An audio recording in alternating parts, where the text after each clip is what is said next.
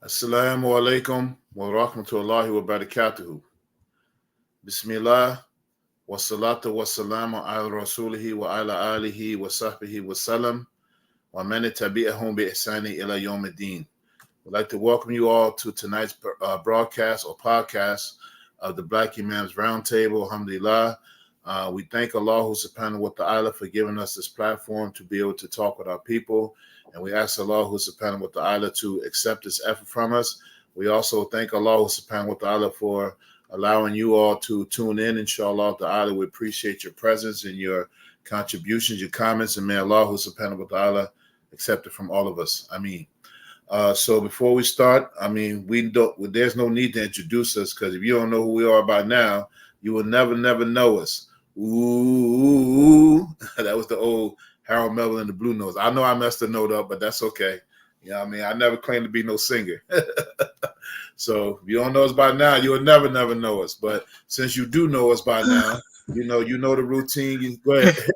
And that was a weak Hey, I'm telling you, I'm being coming clean. That was weak as hell, cuz. Yeah, but so alhamdulillah, so it's not, we got over that weak woo, you know what I mean? Now we're on that woo, you know what I mean? So you know us by now, so you know the drill, inshallah. Please like and share this on your platforms, and invite people to come watch it, so we can get around those algorithms, inshallah ta'ala. And we get right to it. And also, please be sure to make your suggested donation of $10 per person to help us to reach our weekly goal of $500, inshallah. And I think we're going to come up with something. I'm just suggesting this right now.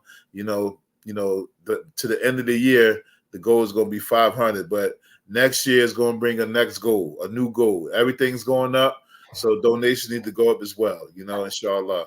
So, alhamdulillah, for those who have already contributed, may Allah subhanahu wa ta'ala double and multiply your wealth and increase you in provision. And for those who are just tuning in, who may tune in later on, please be sure to, drop a little something on, your boys, the Black Imams. So, alhamdulillah, we got a very, very interesting topic tonight, inshallah ta'ala. And, we ask Allah subhanahu wa ta'ala to give us tawfiq in, talking about this topic. And the topic is entitled Daddy Issues, the Importance of Patriarchy in Islam. I don't know if I pronounced that right or not. Did I pronounce that right, Imam Naeem? Patriarchy. Patriarchy. All right, the importance of patriarchy in Islam. And before we get started, you might be thinking about the issue of calling it patriarchy. Like, I heard people call Islam a patriarchal kind of religion or whatever they say. But today's topic is based around two cases that we came across that we reviewed, and we wanted to, discuss it Islamically. So the first one is, I don't know if any of you have seen this little documentary that Kirk Franklin did. Kirk Franklin did this documentary. He entitled it Father's Day, and the documentary was based around that. He's a very famous gospel singer and producer, entertainer. And I didn't know until just now, like he's won 19 Grammys. He's won 19 Grammys, for gospel music. And and so he did a documentary on, his father. He never knew who his real father was, and he was adopted. And then at 53 years old, at this year, actually, he found out who his real father was. And before I go into it, not to spoil it, but just by a comment, how many of you have seen it? How many of you, besides y'all two, I know y'all had to watch it. We're going to discuss it, right? And for the audience, how many of you have seen this documentary? It's about 35 minutes long. So I want to get a show of hands, or how many people okay, so I don't want to spoil it too much, but we're going to discuss it. But it was very moving. It was very moving. And I have to honestly say that, I can't, I dropped a few tears, and but still, like I tell you, if you see me crying, it's going to be like Mitch and Paid in Full.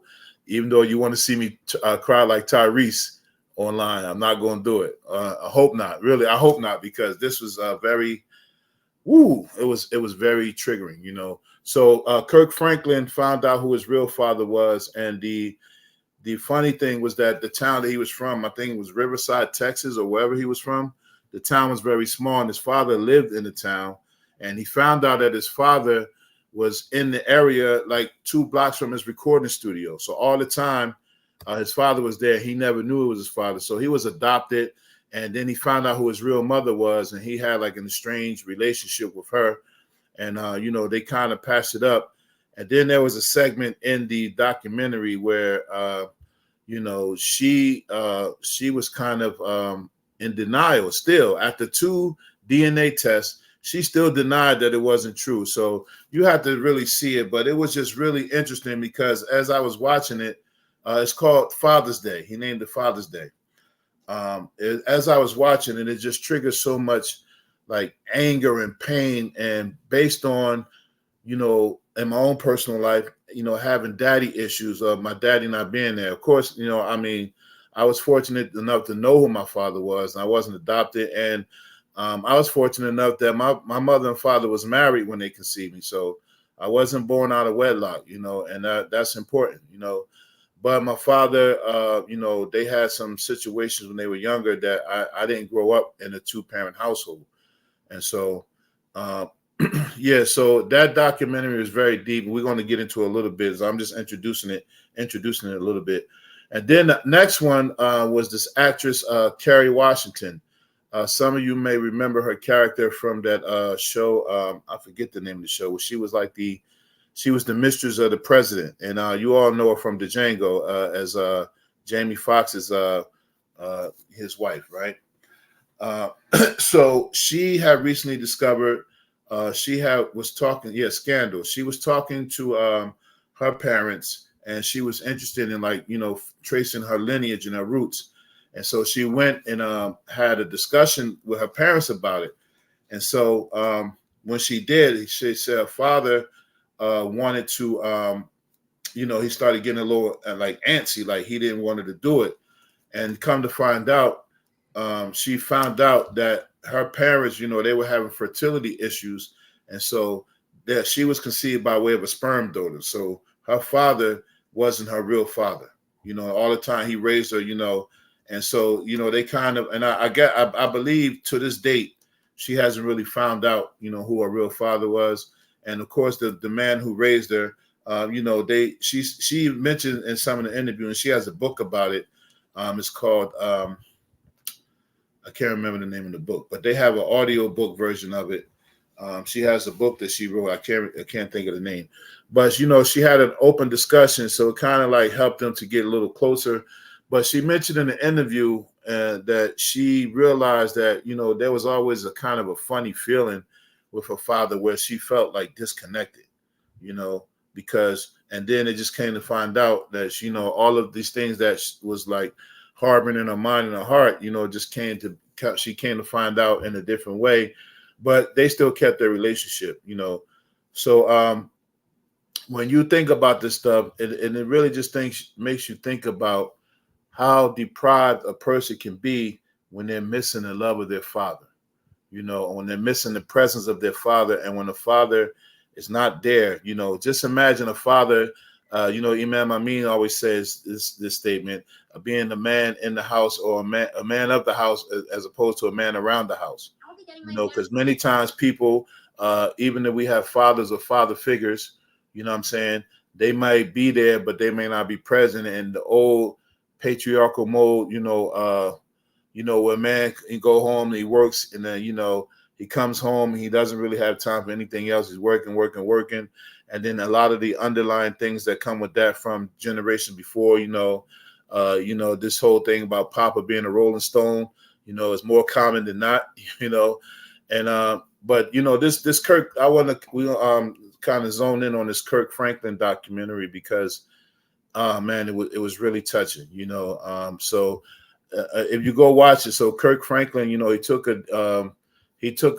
gave his swab. So what happened is that he found out through one of his people in his singing crew that at his aunt's, I think it was his aunt's, some type of service or something like that. Was his aunt or yeah? So somebody said that this guy's saying that he might be your father. So he's like for real.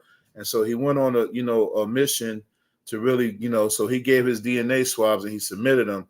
And so then the father did the same thing. And so the first DNA test, he found out that this was his father. He went to meet with him, and that was very touching. So you can see the pain on Kirk Franklin's face, like like, man, just feeling like rejected, angry, bitter, all those things that when you find out, like, just imagine you have to discover your father and you haven't known him your whole life. You've been adopted. You start feeling like, why me? Like, what happened to me? Why wasn't I important enough? And so when he had the meeting with them, that's the first time I cried when I see it. It was very, very touching. And Kirk Franklin really handled it well, because at first he was kind of like, you could see he was ready to be aggressive. Like, man, what happened? Like, you've been in this town this whole time. But his father never knew that his mother was pregnant. His father never knew. So they were younger, and that's what he said. I was young. I didn't know that you had a son. So the father came clean, and, he apologized. And then, Kirk Franklin said, it's not your fault. And so then he went back to his mother, and his mother, she just said that it was a lie. She said the man was lying. That was not her. That was not the dad, And so Kirk Franklin had already had an estranged relationship with his mom that he didn't even call her mom. He called her by her name, Deborah, And then there was a segment in there where he went to meet, not his mom, but his mom's sister. And I forget what her name was, but he called her Sandra. I think it was Sandra. And then they had some words, and then he said Aunt Sandra, So there's violence behind that when you got to call your family members by their first name. That's just that was painful too. And then he gave her a piece of paper that she had to sign. And so I guess they had some type of agreement, like I don't know, that anything comes legally, somebody would be responsible for something. Those were permissions for him to film them. Oh, okay, yeah. So they had a few words, and then he went. And at the time he got there, to talk to his mom about what he had discovered about his father. His mother wasn't there, so he was like, "I'm just waiting in the car." So he got in there, and the mom. I wasn't expecting that part. I thought the mom was just going to be like, "Yeah, we was young." I thought she was going to have the same response as the father. But she flat out said that she said, I forgot what she said, but she basically said, she said, "I swear on my mom," or something like that. But she made an oath, basically, like the DNA test is lying. And so they took another one, and then they had all of them in the room. And and then she still vehemently denied it, and then he asked her, this is the part that was really sad. He said, he asked his mom, "I need you to tell me that that you're telling me that this is my father, or you're telling me this is not my father." Or, he just really needed that closure. And she still, cried, and still saying that it's not true, And then I don't know if and that was at the end of the documentary, Kirk Franklin reached out to his son. And, a couple years ago, him and his son had a altercation, where his son had recorded the conversation that they had. And, Kirk Franklin, let's just say he wasn't as, gospel. He wasn't as gospelistic, or he wasn't he wasn't keeping the word with him. He was cussing him out with all types of expletives, and his son, recorded it. And so they hadn't spoken in years. And then, he reached out to him, and then that was a moment there.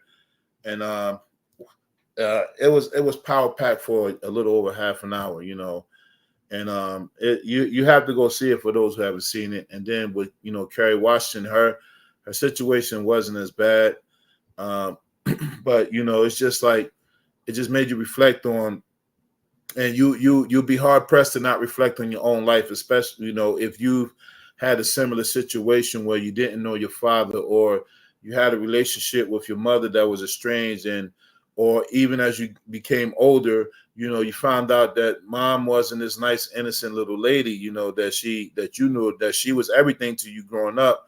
And then, if you had an estranged, parental arrangement, you found out the other side of the story, you know.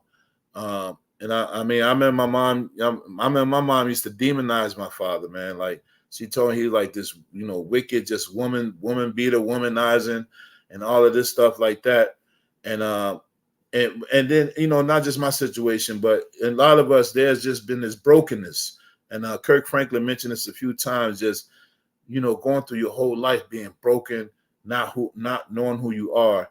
And we were having a discussion like this before we came on, like how many people are living like this with this pain that they've lived through, that they've been exposed to this trauma, not knowing who their fathers are, seeing their fathers being abusive. Many of us, we know stories of fathers who abused like alcohol and drugs, and they were physically abusive and verbally abusive, and, you know, going back and forth. And we grew up, and some of this stuff became like normal behavior to us because we witnessed it all the time. How many young black men that we know that didn't have a father figure there? And then another topic we might have to say for another time, how many boys, because it's been taboo, you know, we always talk about girls being molested and touched. How many boys have been touched by both men and women? You know, and it's so sick, right? That when we touched by women, the little nigga, you know what I mean, got a little play, you know what I mean? No, that was abuse.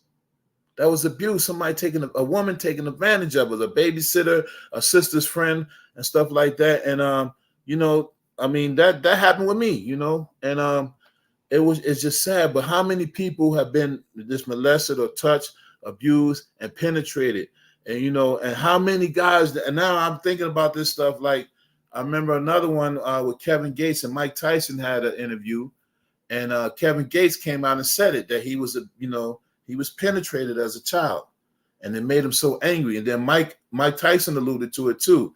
And now I'm thinking about like all of these guys that I knew that was like, they thought they was crazy. And I had one particular friend, he wrote a book, and I never knew this later until I read his book, and we grew up from the sandbox, that he was touched by somebody in his family. And now I know why he was started hustling early, and he was always angry, even to the point that me and him got into it over something small, you know what I mean? Because he had to have an outlet, man, because, you know, but then later on in retrospect, I was like, yeah, he been touched, man. You know what I'm saying? And one of the things he said is that, you know, his father wasn't there. I mean, his father was there, but he wasn't there at that time, you know, when it was crucial. You know, he didn't have anybody to reach out to, you know what I'm saying? And so it goes back to this importance of fathers being involved. And, you know, when your father's missing, and, you know, let alone like if your father's around and you might have an estranged relationship, just imagine never knowing your father.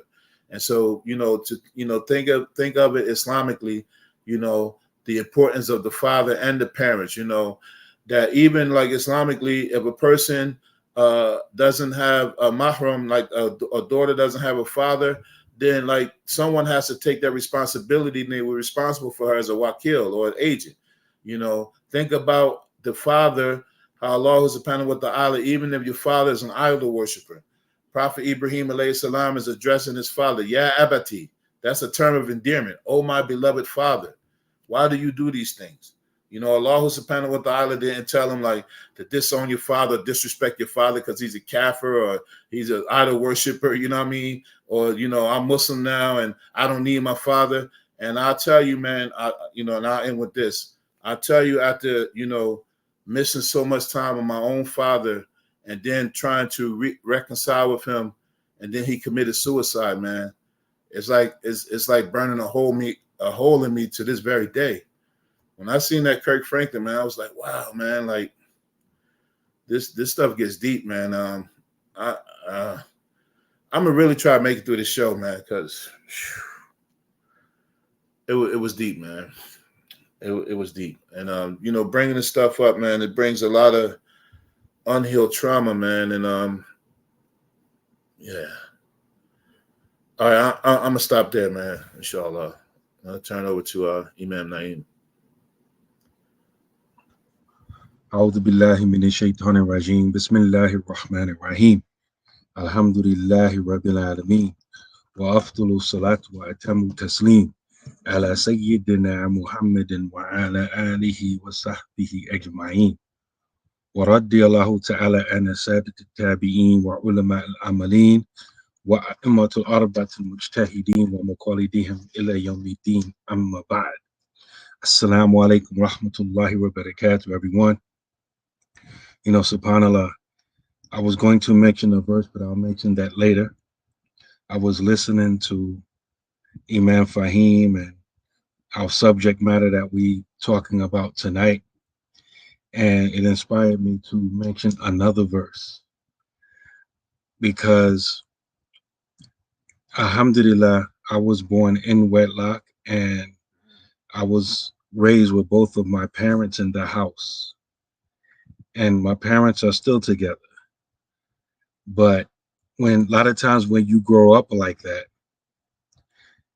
a lot of times you don't know everything or all of those things that your parents are protecting you from.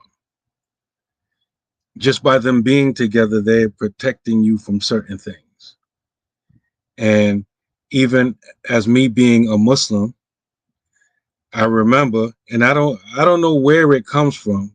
I know generally where it comes from, but a lot of us, even those of us who grow up with our fathers, at some point in our upbringing in this country, we get a unhealthy dose of distaste, anger, or even disrespect to our fathers. And I was one of them. And I remember me being a Muslim for maybe about 2-3 years. So I'm about 21 years old, give or take a year or whatever. And I'm incarcerated. My parents came up to the Eid celebration, and one of my teachers, who was the same age as my parents, he had talked to my parents when they came up, and I had said something slick, and he admonished me, you know, as a Muslim. And he said, "Well, you need to have more respect for your father. Do you know all the things that your father gave up just to raise you properly?" And I was like shocked that he was saying that. I'm like, "You don't know my father, you just met him." And then he went on to mention several things. I'm like, "Wow, y'all got that close that quick?" And he was like, "Yes, we talk. I understand your parents. You need to have more respect for your father."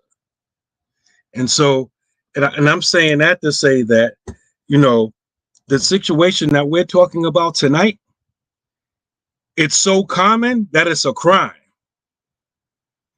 And I didn't realize all of this time growing up that in a lot of ways I was kind of the exception to the rule. And I didn't really evaluate all the people I grew up with and all that kind of stuff until after this point. And at this point in time, it really like changed my life, and it had a good effect on my relationship with my parents and as well as inside of the deen. The verse that I want to mention, I think, is very important that we mention it because rights are being violated in this situation. Allah subhanahu wa ta'ala, he mentions in Surah 49, verse 13, Ya ayyuhan nas, innaka lakanakum min dhakarin wa untha, wa ja'alnakum shu'uban wa qaba'ila li ta'arafu, inna akramakum indallahi atqakum, inna allaha alimun khabir. O mankind, indeed, we created you from a male and a female, and we made you into nations and tribes, so you may know one another. Indeed, the most noble of you to Allah is the one who has the most taqwa, and Allah is the all-knowing, all-aware. Usually when we mention this verse, we are talking about what Allah intends by li ta'arafu, that you may know one another. And usually I know when I'm talking about this, usually I'm emphasizing nations and tribes and people and all of that kind of stuff. But this verse is relevant tonight because included in that is that every human being has the right to know who their parents are. That's part of the meaning of what, so that you may know. It's mentioned in the tafsir. Everyone has a right to know that he is so-and-so, the son of so-and-so, the son of so-and-so from the such and such tribe. That's mentioned there. That's a human right that everybody has. They have the right to know who their mother and their father and their lineage is. And one of the things that the Sharia, the law of Islam, has come to protect is the nasab, the lineage. It's called hifzul nasab, the preservation of lineage. This is the underlying reason why zina and all of these things are haram. It goes to the protection of the lineage. And amongst our people, we talk about breaking generational curses. I heard many people say, like, for example, like even earlier, we were talking before we came on. One of the reasons I don't drink is because I had people in my family that drink, and I seen the effects. So we made a conscious effort never to get drunk again. That's someone taking an active role in breaking that generational curse in their families. Well, this is another generational curse that needs to be broken, that people are lying about who their children's parents are. That's a generational curse that must be broken. If it's not you individually, I guarantee you, if you black and you watching this program, you know someone who went through what Kirk Franklin went through. You know someone. If it's not you, you know someone very close. That's how common it is amongst us. It's so common amongst us. So as Muslims who have been guided to Allah by Allah, right? We have to keep this in mind. This is one of the things we have to be active with in breaking these generational curses. This thing is extra deep here because Imam Faheem didn't mention one thing about that documentary, is that the father who the person that Kirk Franklin thought was his father, he hated him because he thought he was an absentee father. He had animosity against him because he thought that he was absentee, and he wasn't even his father. So he's hating a man who has done nothing wrong. He's not his father. Why you hate him? Because his mother lied to him. That's that maternal manipulation. And I know a lot of you ain't gonna like hearing that. A lot of times, mothers lie to their children and they emotionally manipulate their children to hate this person and hate that person. That man was dying of cancer.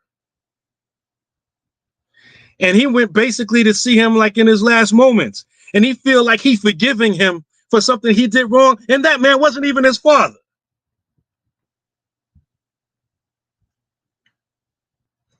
This is so common amongst us.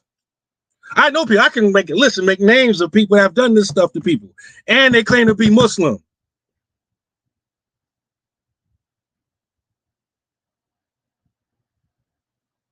So you see in that, just that part of the story, just that little sliver right there, how there's animosity between men by youth and elders. Why? Because they were manipulated by that mother. One young man hates an older man because of a perceived mistreatment or neglect. And that man wasn't even the father.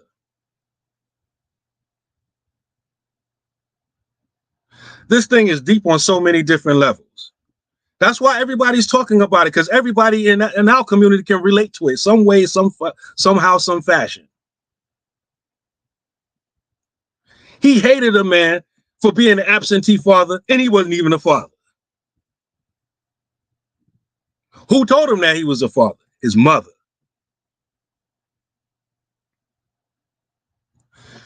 As Imam Faheem was saying, one of the people in his band or his group or whatever is going to a funeral.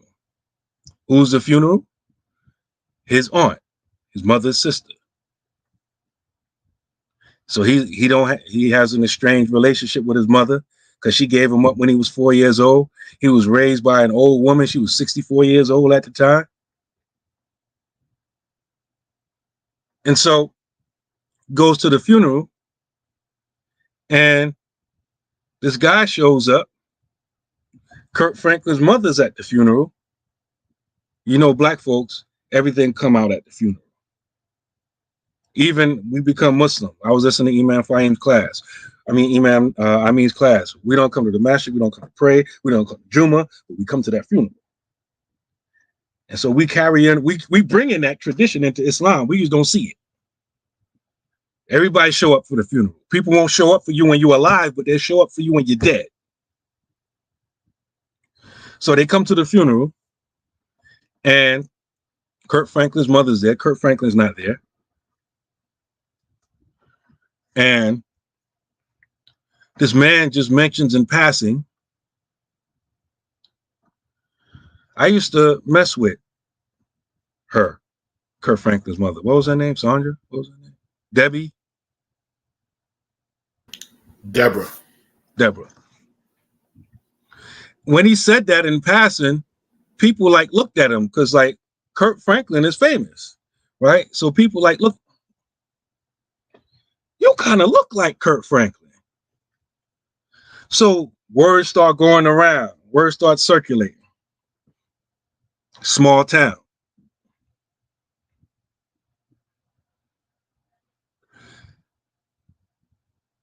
Kurt Franklin hears about the rumors.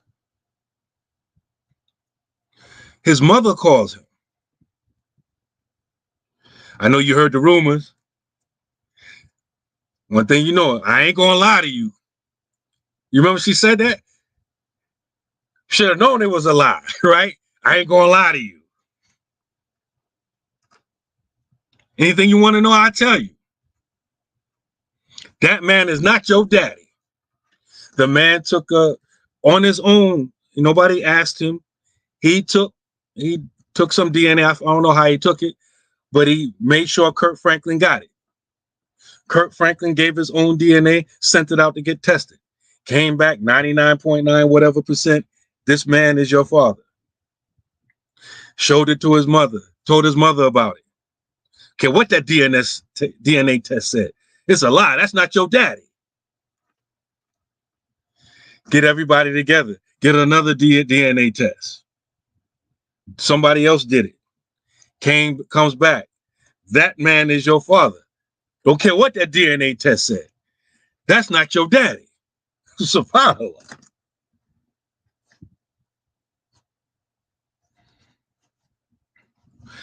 Stood on the lie. If you paying attention to what's not being said, even the same thing with Kerry Washington. A lot of times, a lie in paternity is been presented to cover up some other lie. There's some other lies that she don't want to be uncovered. People don't just, I'm just going to lie about who your daddy is. No, that lie is there to cover up another lie. Kurt Franklin is 53 years old. Why are you still lying about that thing, man? Give it up. It's over with. Everybody's one step away from the grave, and you still standing 10 toes down on that lie.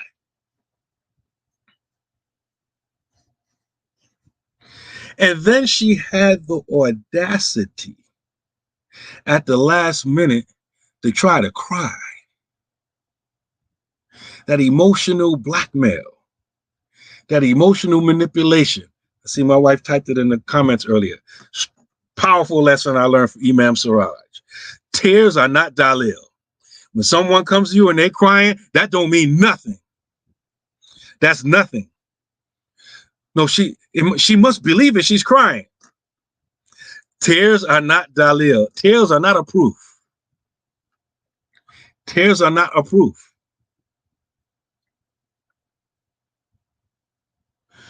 And so I'm not going to keep going on and on and on. I'll wait till Imam Amin gets back, and then I'll stop. But the thing that I want to drive home is that it's every human being's right to know who their parents and their lineage is. If you or I are involved in this level of lying and misplacing someone's lineage, that is a crime in Islam. And we may try to pretend whatever, but I know Muslims involved in this stuff. I know Muslims involved in this stuff. I know Muslims who have children and those children don't know who their parents are. And sometimes the woman may have been active. At least we got all this technology and stuff. At least find out. Okay, that was the past. That was a long time ago. But your child needs to know who their parents are. That's his right. If you know who their parents are, who the father could be, and you're not actively trying to find out, figure it out, or tell him, you are deriving your child of his right to know who their parents are. Like even me, when I grew up, I thought I had one brother. We got the same father, different mother. I didn't meet him till I was about 9 years old. And then I met another brother when I was 31 years old. People lying about maternity and who the father is and all that kind of stuff. This stuff it has way more repercussions and effects in our life and our generations going forward than we realize. This stuff is hurting us on a serious level. It's harming us. And so at least we can do, us going forward, is say, you know what? I'm not participating in that. And if I know someone that's doing it, I'm not co-signing it. Well, alhamdulillah, Rabbil Alameen. Imam Otis. بسم الله الرحمن الرحيم الحمد لله رب العالمين والصلاة والسلام على رسول الله وعلى آله وصحبه أجمعين. I'm going to be honest. I'm going to be kind of detached from this subject while trying to engage, because it can be very emotional. And we all have things in our lives, the way we grew up in this society of kufr, ithm, and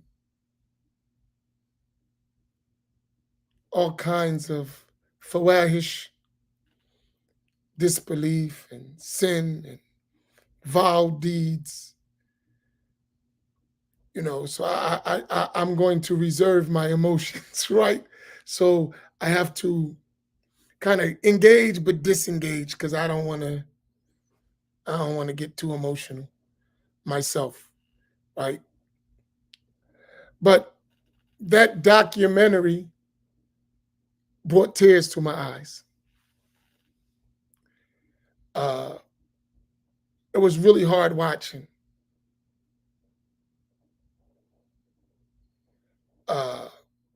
Because I wasn't thinking just about Kirk Franklin.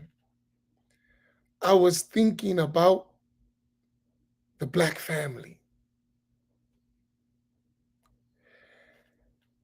And all of us who grew up, especially in the inner cities of America, have a lot of pain in relation to the destructive lifestyle that was orchestrated on us as a people in those environments. So his story is only an outcome of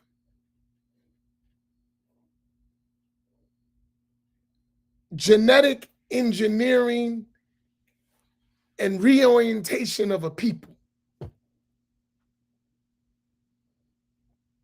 This stuff reached deep down into the genes. So when I'm looking at him, I grew up in the projects.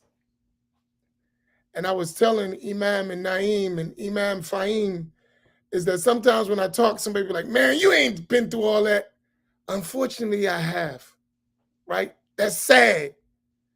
But where I grew up at, that was normal. I lived in a place, they had 333 units. I think I can only count maybe 5 men. I'm stretching it. I'm really pulling teeth to find 5 fathers. 333 units. That's one little area, one project.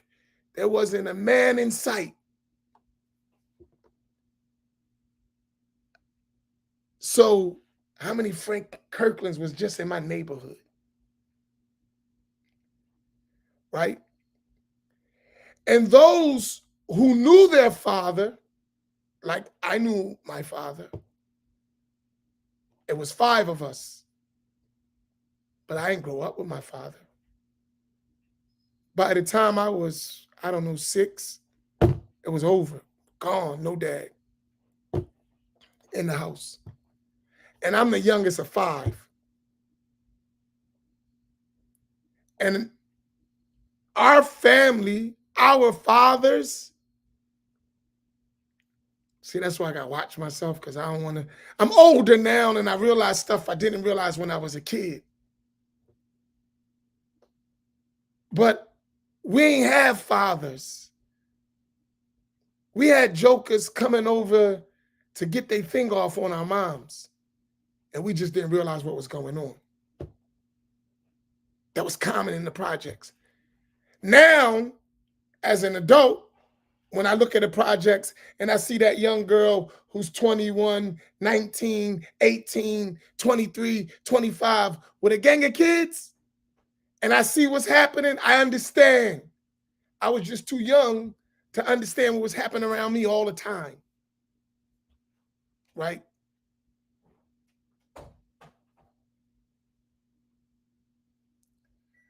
So when I was watching him, I felt his pain. I could identify with how he looked at his mother, because his mother didn't raise him. He was raised by a distant relative who adopted him, and he knew his mom, but it was always this constant separation. And he said in the thing that, like, why I'm not good enough to go with you. That's cruel, man. But that's the engineering they did on the Black community.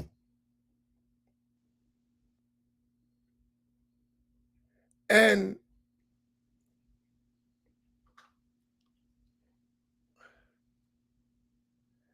there are so many.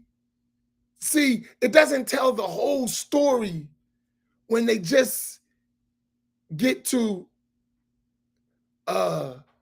this would happen. Now, what happened before what happened? And sometimes I think we don't look at that. What happened before what happened?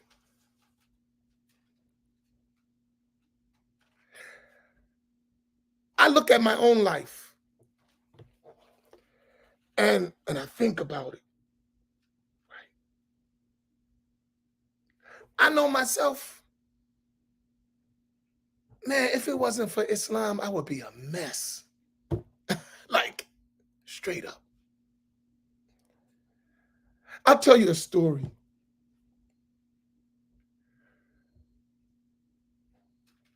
I've been married more than once. Not funny, right? It's my wife. Right? More than twice. Hey, Aki. I've been married. Say that part, right? I've been married, right? Don't worry about it. I'm in the same boat with you. I've been married, Ak. Don't forget that part. I had married, right? Married, right?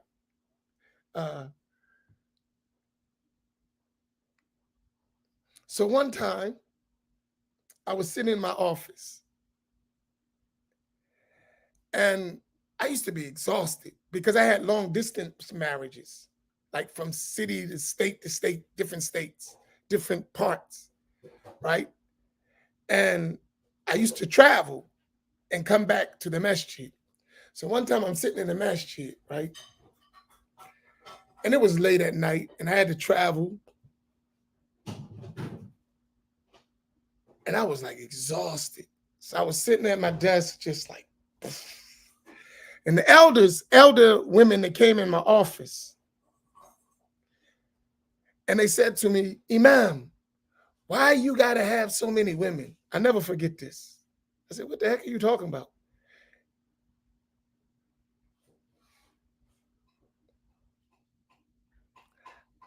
I said, I don't have a lot of women. Never did, as a Muslim.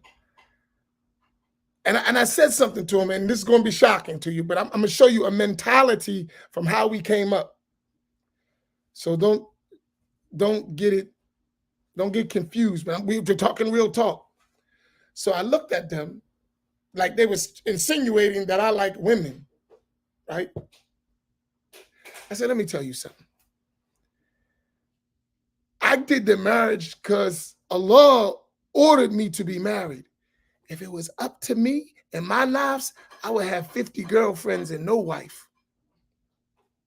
And they looked at me like, oh. But don't just get shocked by that. I'm going to give you some background with that. I said, Allah ordered me to be married. So I follow the orders of Allah. Had it been up to me and my desires, I would have 50 girlfriends and no wife. So they looked at me like, this dude's crazy. I said, no, I'm not crazy. I said, let me explain something to you. Where I come from, how I grew up, women were just objects of pleasure for men. They weren't interested in being no woman. Women was just because they didn't have fathers, they didn't have no guidance, and the dope boy was their daddy. The dope boy was your daddy, was the one you go after. In my neighborhood, the key was be the dope boy. Dope boy come with money, women, everything. Everything you missing at home, the dope boy gonna get you that, being the dope boy. The fake love, the everything. So you don't have this, somebody teaching you how to be a man. You don't got no man. There's no man in the neighborhood. Your manhood is how many women you conquer and subdue. That's your man. Right? So you don't have no value. Right? So let's go back to the woman who's allowing that to happen. She don't got no daddy in the house a lot of times. She don't got no big brothers, right? And the young boy who's going through that, he don't got no example. Because where I grew up, this is a cycle. So you got no man in the house, the mom's on welfare, they can't, and then in the early 70s, and maybe before that, you couldn't have a man in the house.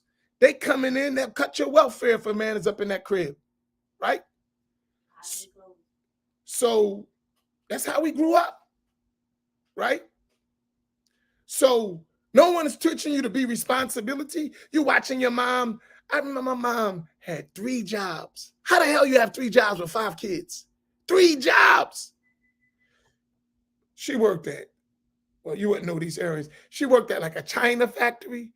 She worked at the Geno's and the Burger King with 5 kids. But I'm thinking to myself, when I look at it, I'm like, she was 23 with 5 kids, 23 years old. Right? But she was married. She was married, of course, but that's not my point. My point is she was young and then single at 29, 30 years old with 5 kids in the hood, in the projects. Right? So imagine, we don't get the backstory on Kirk Franklin's mom, on her family structure. We don't get that backstory. She gets the blame for why she's like so cold-hearted. How could you do this to your son?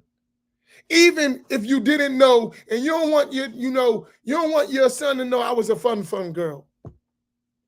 Because the man said it. He said, listen, man, I ain't know. I was just hitting. Basically. He said it, I ain't know. I would have never did this to you. I ain't know. It wasn't no rumor. Why? Because it was normal in the neighborhood. Everybody knocking off everybody. That's how it go. It's normal. It's not something I did.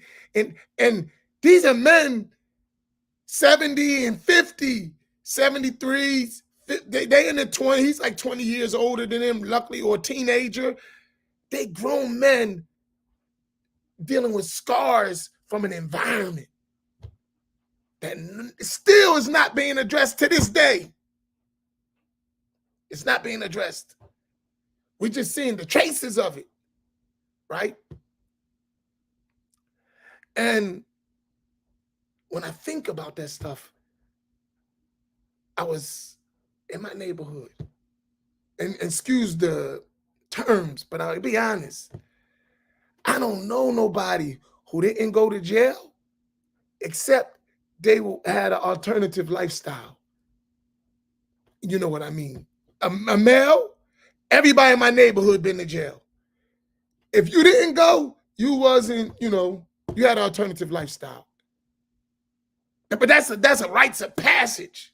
There's no man. The woman is struggling. She's trying to make it however she get. So sometimes she got a boyfriend. Ain't nobody stepping up being a man, taking 5 kids or 3 kids or 4 kids. He coming in, handling his business. He out of there. Throw you a couple dollars. He gone. She's still in the situation. She's going to get the next guy, the next guy. This is real life stuff in the inner city. It's not strange. Right? So when I was looking at that thing, all that was going through my mind and much, much more. That's damaging on the psychology, on the emotion, even the physical aspect of the human being. This is not how Allah subhanahu wa ta'ala created the human being. He created us in the best of modes, and they changed us by their engineering of our communities, of our environments, to we worse than animals. Even animals behave better sometimes. Like when I think about it, it like, whew, it hurts. And I just think, alhamdulillah, I have a son. My oldest son, he's a police officer. And he's a father, married, raising his son. But he ain't had that coming up. His dad was gone since when he was in the womb, I was gone.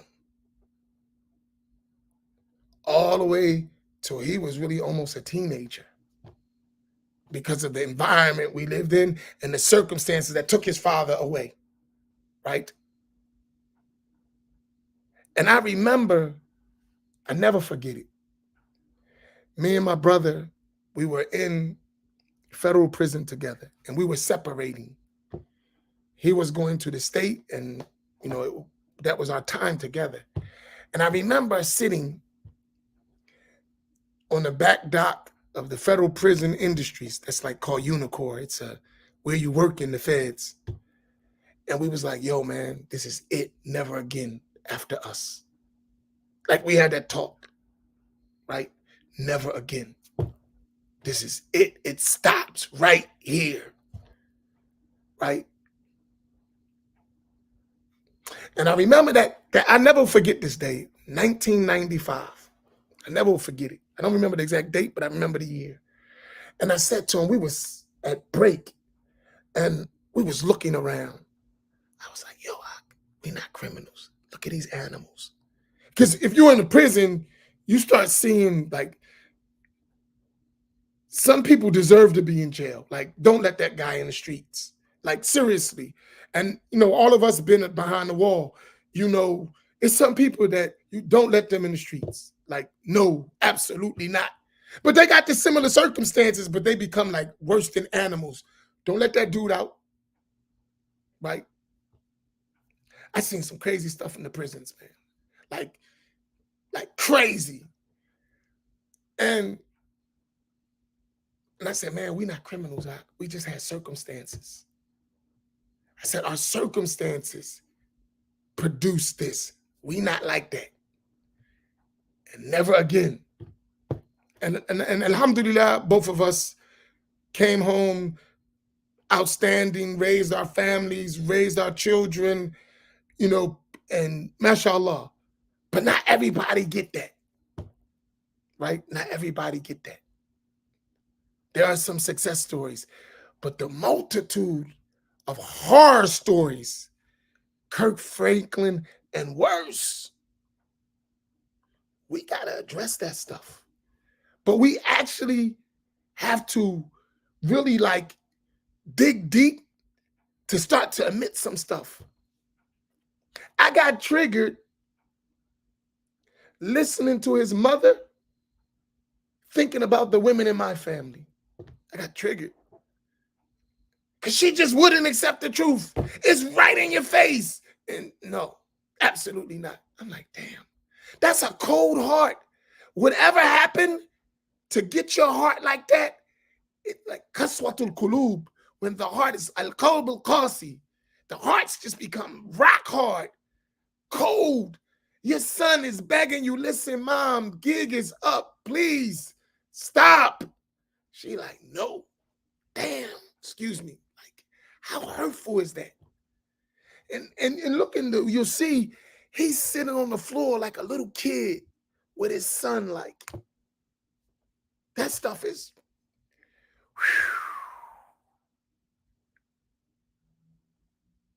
he's 53 years old, sitting there like he probably was many nights sitting on the roof or sitting in his room wondering what the hell happened to me. And he's a millionaire, Star Records, big church, all that don't mean nothing when you got all this emotional damage, right? And it poured down to his own relationship with his own son. Because he hurting. Nobody never took care of his wounds. And she was hurting. Nobody took care of her wounds. Right? So there's a lot of things to process in that, like, in realities. Now, everybody's situation ain't like that. But far too many people's situation is similar or resembles or mirrors in some aspects. And that's too much. And when we look at it, and I'm going to stop because this is really like a lot for me when I think about it. Because I see it all the time. I'm an Imam in the Black community. Man, this stuff is normal. I see it all the time.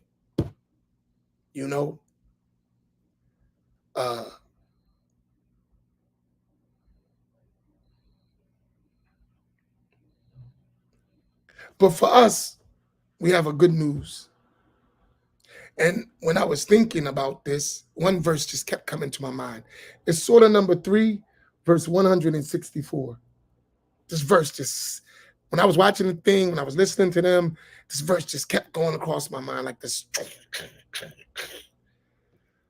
Allah says in that verse, لَقَدْ مَنَّ اللَّهُ عَلَى الْمُؤْمِنِينَ إِذْ بَعَثَ فِيهِمْ رَسُولًا مِّنْ أَنفُسِهِمْ يَتْلُو عَلَيْهِمْ آيَاتِهِ وَيُزَكِّيهِمْ وَيُعَلِّمُهُمُ الْكِتَابَ وَالْحِكْمَةَ وَإِنْ كَانُوا مِنْ قَبْلُ لَفِي ضَلَالٍ مُبِينٍ.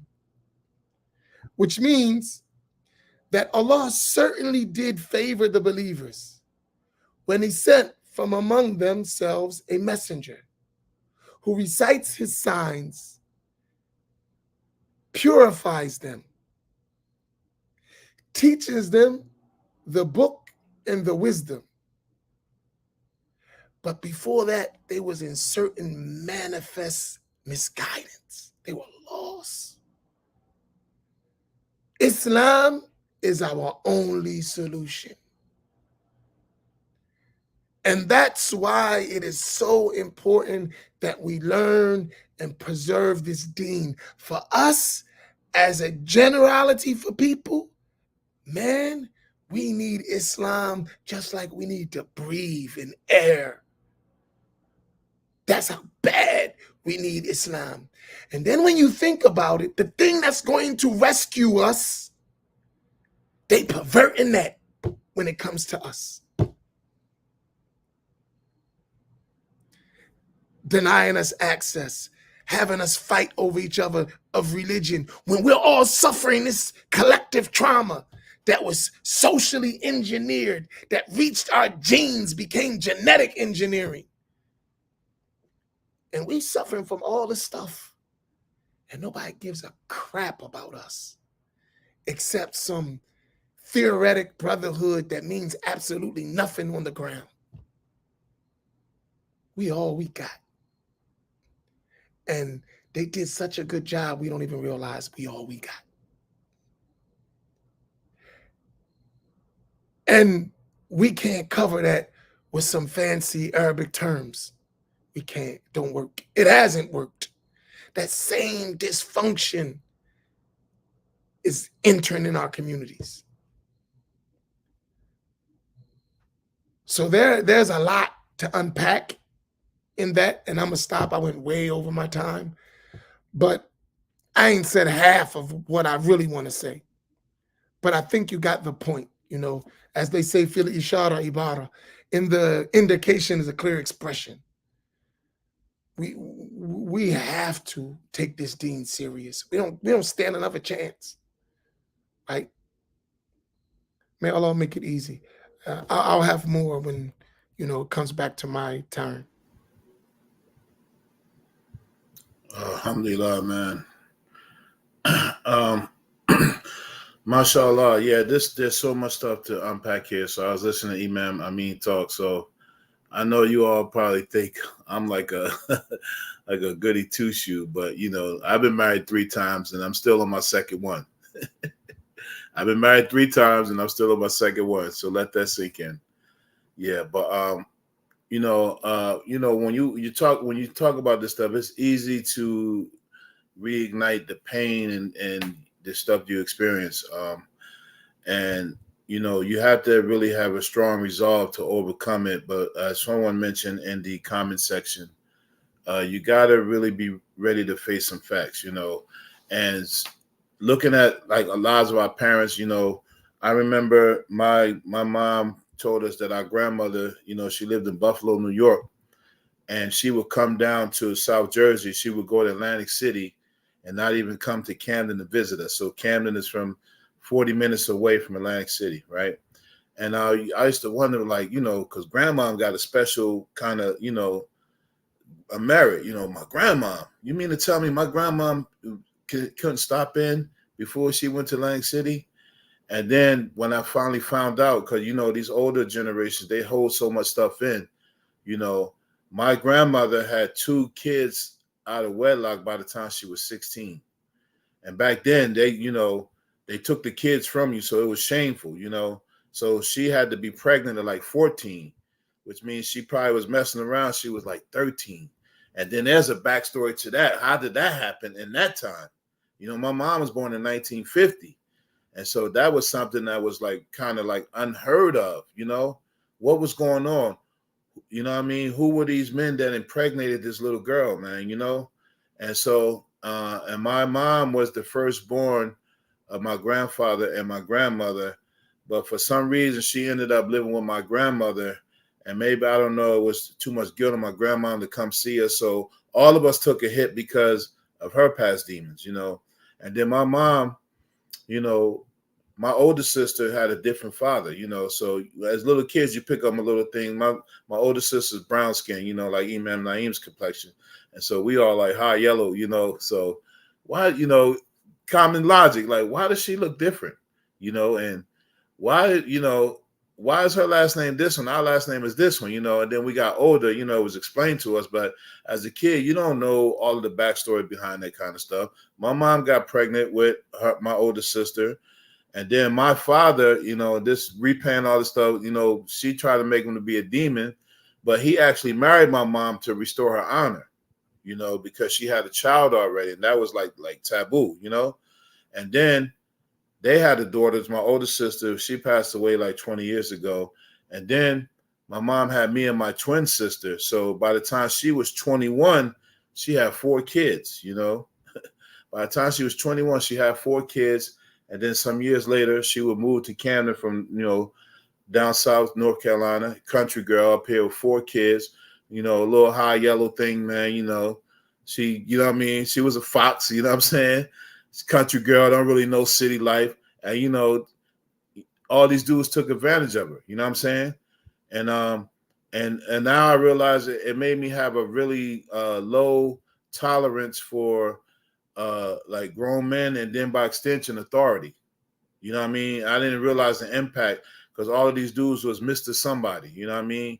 These are dudes that I never had no connection with, and then they coming in to try to play some like father figure.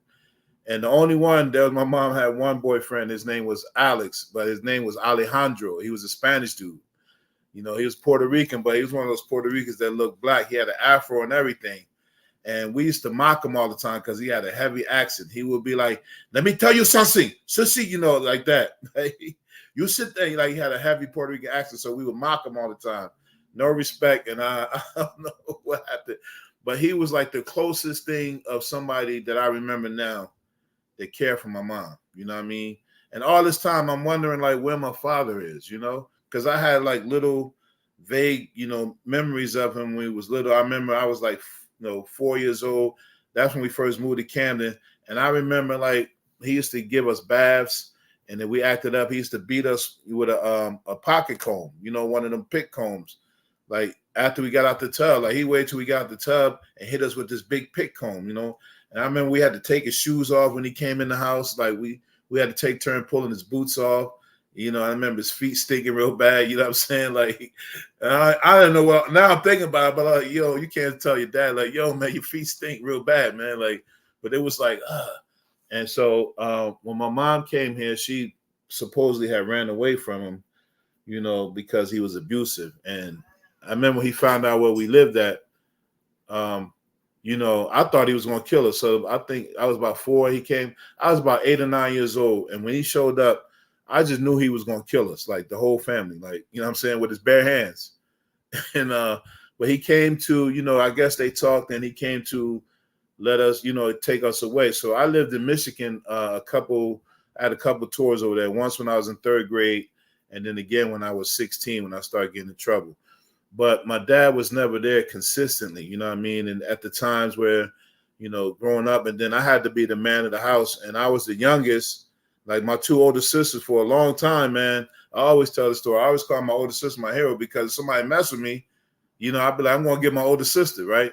And for a while, how that's going to play? Oh, this nigga got to go get his older sister, man. You're a punk. You got to get your sister to help you out. So after a while, I couldn't let that ride no more. Like I had to learn how to scrap and, you know, tear somebody up.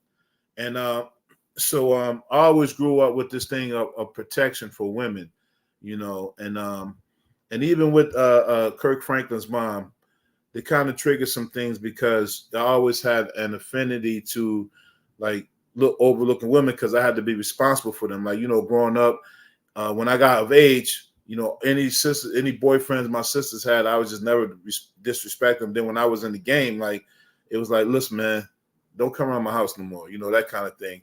Until I got in a relationship with a girlfriend, then I'm like, okay, I know what love is now. You know, I know what. So I started minding my business, you know. So, but you know, always had a protection. But then there was, you know, things you learn about your parents, man, and you know that their things were bad for them, and they didn't handle them in the best way. Like for instance, my twin sister, she had got molested when she was younger. And I remember when she told my mom, and I know this happens, you know, often. My mom didn't believe her. My mom didn't believe her, you know. And this dude was a boyfriend, you know. My mom didn't, you know. She thought she was lying, and that traumatized my sister greatly, you know, to the point where, at one point, my family were like, we weren't even speaking to each other. So that by this time, I had been Muslim for a while. So I was like, wow, you know, I'm knowing about family ties, the importance to family, keeping ties with your mother and father. So one time we had a meeting and we just kind of let it all out.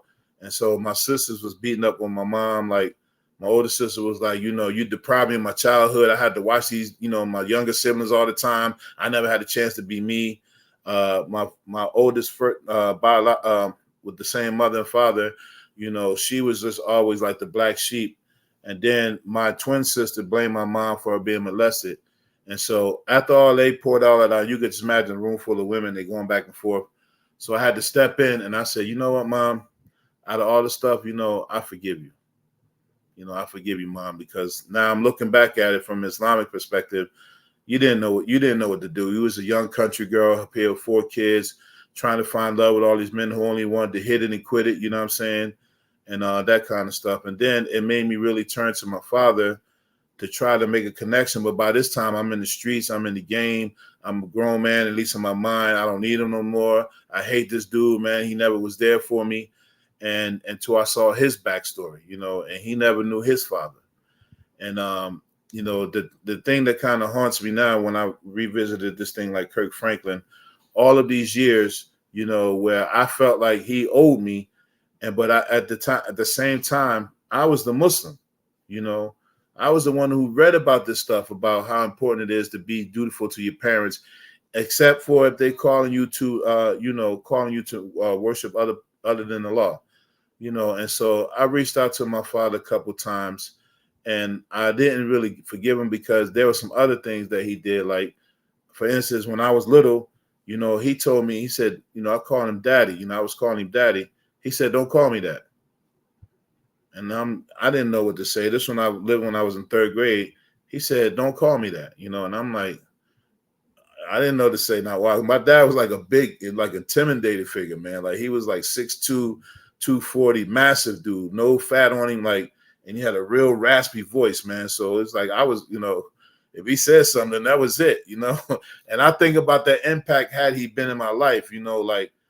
And so that always traumatized, and I was always scared to say anything to him, And but when I got older, I'm like, it's a son, like this nigga ain't that. He could get it, you know what I'm saying?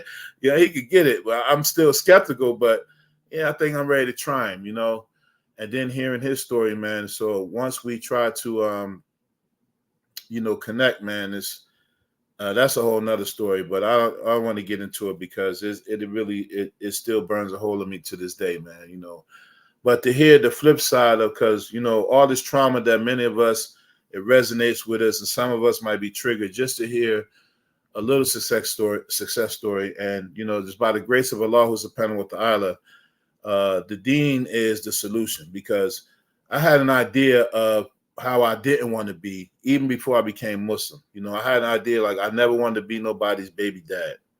I never wanted to be a baby father because all my peers, they was having kids by girls. They was having all types of dramas and cussing them out. And, let me see my son, and, and all that kind of stuff. And nah, you can't see him and all that. You put you on child support and, dudes not wanting to work and all that stuff. And so I was fortunate enough that I didn't, I had one case when I impregnated a girl, and this doesn't haunt me as much now, but I took her to get an abortion because in my mind I wasn't going to live long enough to be a father, and I was like, I can't be a father in this state, man. I didn't know no other way at that time. You know what I mean? All I knew was I was going to possibly die in the street or go to jail for a long time, and the way my mindset was like, so what? This was part of the game. You know what I'm saying? So what? But before I go, so I'm not just going down easy, you know what I mean? But then, Allah had it, He willed it that I became Muslim, and I started reading about Islam and, the importance of fatherhood and family and keeping the family ties. So now I was like, man, deep down, I'm like, I gotta break this cycle, man. So if Allah bless me, because I'm, you think all types of stuff like, man, Allah ain't gonna allow me to have no kids, man. I done killed this baby, you know what I'm saying? The love of my life, then she cheated on me and all that. They try to come see me in the prison and like, I love you, lying like Kirk mom, right? Tears, trying to make tears a hujjah, you know what I'm saying? And but alhamdulillah, I became Muslim, and then I just knew like I'm going to break this cycle. I had a firm resolve. So the success part of it, I mean, because when you go through this trauma and all this stuff, you don't really completely heal, because sometimes it just, it comes back up. But I was fortunate to meet a sister, my wife now, outside of her being, a stone cold fox, you know what I'm saying? At least to me, a stone cold fox. And when I met her, my eyes was twinkling and stuff. But when I found out that her parents at that time was married for 25 years and her father raised her, that was a turn on, man. that was a turn on for me. So I like, man, she been raised right. And, you know, and so we got married, and, you know, alhamdulillah, it's 25 years later. I've been fortunate enough to witness all of my children born, that I was there to, you know, assist. And all my children have been breastfed, you know, and I've been there for most of all of their stuff. Like, I was there, man. Like, financially, it might have been the problem stuff that they don't know now. Now they realize they're getting adults. Like, you know, they never knew that, you know, they just thought it was like we was, you know, chilling. They didn't know the lights was cut off. You know what I'm saying? They didn't know that the heat didn't work. You know, they just thought the heat didn't work because it didn't work. No, it was off. You know what I'm saying? They didn't know about eviction letters and stuff like that. And so I've been fortunate in that sense, but there's still a void that's not filled, man, because, you know, knowing my father, but not having that connection with him. And then one of the things that triggered me on the thing is the hurt that you could see that Kirk Franklin was experiencing. And then you see it was ready to turn into anger. You know, he was almost ready to go, like, access, like he was going to be aggressive with his father at first, until he found out that his father didn't know, you know what I mean? And then I had to really think about my father. And I didn't say this, but my father was a truck driver. And so I got 22 brothers and sisters around the country. I got 22 brothers and sisters around the country. And I only met 2 of them once my father passed away. And so that's another part, trying to discover my, you know, people who are related to me, my bloodline. And so then when I finally reached out and got over my stubbornness and, like, you know, always telling myself I didn't need him. I'm a grown man now. I went through jail. I made it through the streets. You know, he wasn't there anyway. What do I need him for now? Now I got my own children. Like, what do I need him for? But the whole time I needed him, you know, and I was too stubborn and bullheaded just to say, man, like, I needed you, man. Like, you know what I'm saying? And then when we finally made the connection to try to connect, you know, that's, I got the call that, you know, because he had like a couple strokes, you know, before he committed suicide. So my father was kind of like, I would rather be out of here than to have someone have to care for me, like someone over me. That was like, he was like a big, you know, proud, strong man, and, you know, he wasn't going to have it. Like, someone had to be his caretaker. He couldn't do it. And you know, and then when he killed himself, man, he committed suicide. Like, I felt cheated. I was angry. I was hurt. I was disappointed. I was full of regret. You know, I'm like blaming. I'm beating myself up. I'm in denial.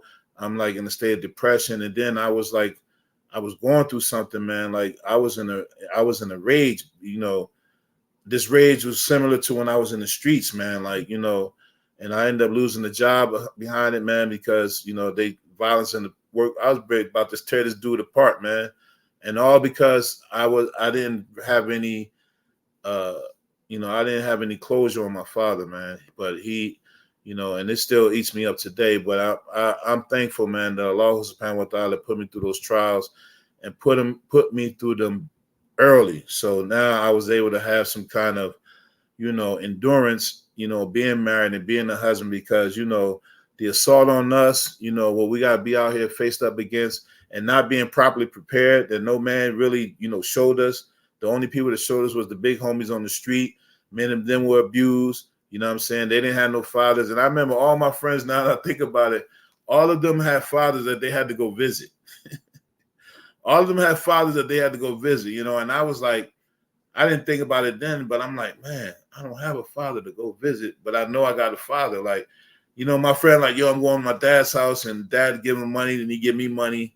And I didn't really think of how at much of a disadvantage that it put me, man. Like, you know, you don't think about these things. And then after a while, you start to really block these things out, but they still, you know, they're repressed deep inside, man. And they come out in different ways, you know. So, you know, you know, getting triggered by some of these stories is, you know, to face it, but just, you know, there is possible healing, you know, and alhamdulillah, I've been fortunate, man, to, you know, like I said, my kids, I was there for all of them to be born, their graduations, and like me and my sons, like we still, you know, we still kiss each other, you know what I'm saying? Like we still, when we greet, I told him it was like a mafia kind of thing, like a mob, we kiss each other, but it's the sunnah, you know what I'm saying? And like one of them, Pause. yeah, I ain't got pauses for them dudes is already halfway gay, man. So, but yeah, man, like one of my sons, he outgrown it, but we still dap each other, hug each other, and stuff like that. But man, it's like, wow, it's only by Allah's grace and mercy, you know what I mean? Because I had no model now, and black mothers, man, are strong. They're strong people, man, because my mother, she held on, working a night shift, working two double shifts, 16-hour shifts, man, months on end, trying to make a way for us. And it's really something, man. So to be able to survive this, I think Dave Chappelle said, man, I salute any N-word. I salute any ninja who survived this nightmare of called America. He said, my hero. Any ninja that survived this nightmare called America is my hero. So we should be, we should be giving medals of honor, man. You know what I mean? We should be giving congressional medals of honor. We should try to fight for that. There should be some, compensation for coming through this stuff and with the trauma that we carried on our back, and we still carrying. We still carrying, man. We just make it look good in some instances because, we've learned something and we try to implement it, but it's it's really wrenching on the heart, man. But that Kurt thing, like I said, it made a few tears drop, man, because I often think about my father, had he been there, like present, man, because the few moments that I had with him, I like remember everyone, man. And I remember almost everything that he told me, you know what I'm saying? And I just remember his presence, man. Like, he was one of the fathers, like all he had to do was say, listen, like don't let me tell you again. And I was like, oh man, when I was 16, I had a taste of the streets. And but when he said that, when I got in trouble in school out there, and they probably do it here now, but I remember, when Camden, they didn't send your report cards home. They had to, parent teacher conference. Your parents came and picked your report card up. But in Michigan, where I live, they sent the report cards home. So I had a couple Fs and all that. Right, that's bad. I was cutting up. So, I knew their routine. My dad was a truck driver. He's usually going all week. And so my grandmother, she's in the bed. I already know her schedule. So I'm going to be good, man. They ain't never going to see the report card, right? Because I'm going to be there to get the mail. So I'm going to just conveniently take that out. And you know what I'm saying? So this day I get there, guess who's sitting in the living room? My father. Some way he had a short week or something, man. And so he's sitting this big, massive, think of Ron O'Neal and Superfly. This big, massive, light-skinned dude, man, with a raspy voice and a motorcycle rider. Like, he wasn't no ordinary light-skinned soft dude. That's not our bloodline, So I come in there, he holding a report card, and he had his real raspy voice. And he said, what's this? And I was like, what's what? He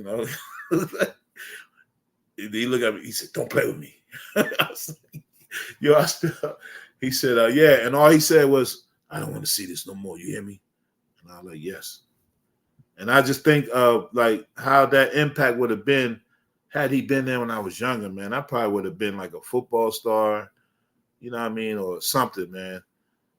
I just think about it often, like the impact of fathers is so significant, man. Like just their presence and their validation and just some of the things that they do, they don't have to do because, fathers don't get a lot of glory and, a lot of shout outs, but fathers are super important. And it doesn't undermine how mothers are. They are naturally nurturers, man, and caretakers and stuff like that.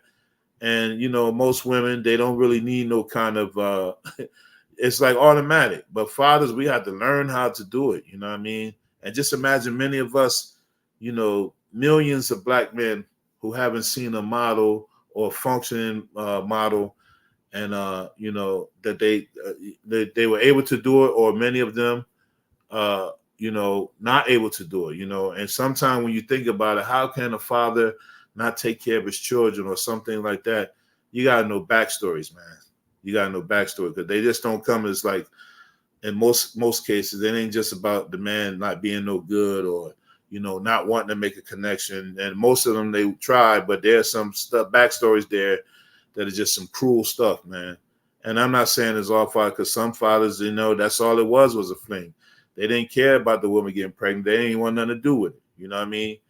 And so we have all those things, but overall, it's just a big traumatizing experience, man, that many of us, you know, I mean, because it takes a lot. And I want to mention other thing, before I turn over to Imam Naeem. So there's one particular brother, some of you know, and this is a brother we went back and forth. I'm not going to mention his name, but you know, if there was a case that you know, me personally, I felt like I wanted to hurt a Muslim, this was a case. Right?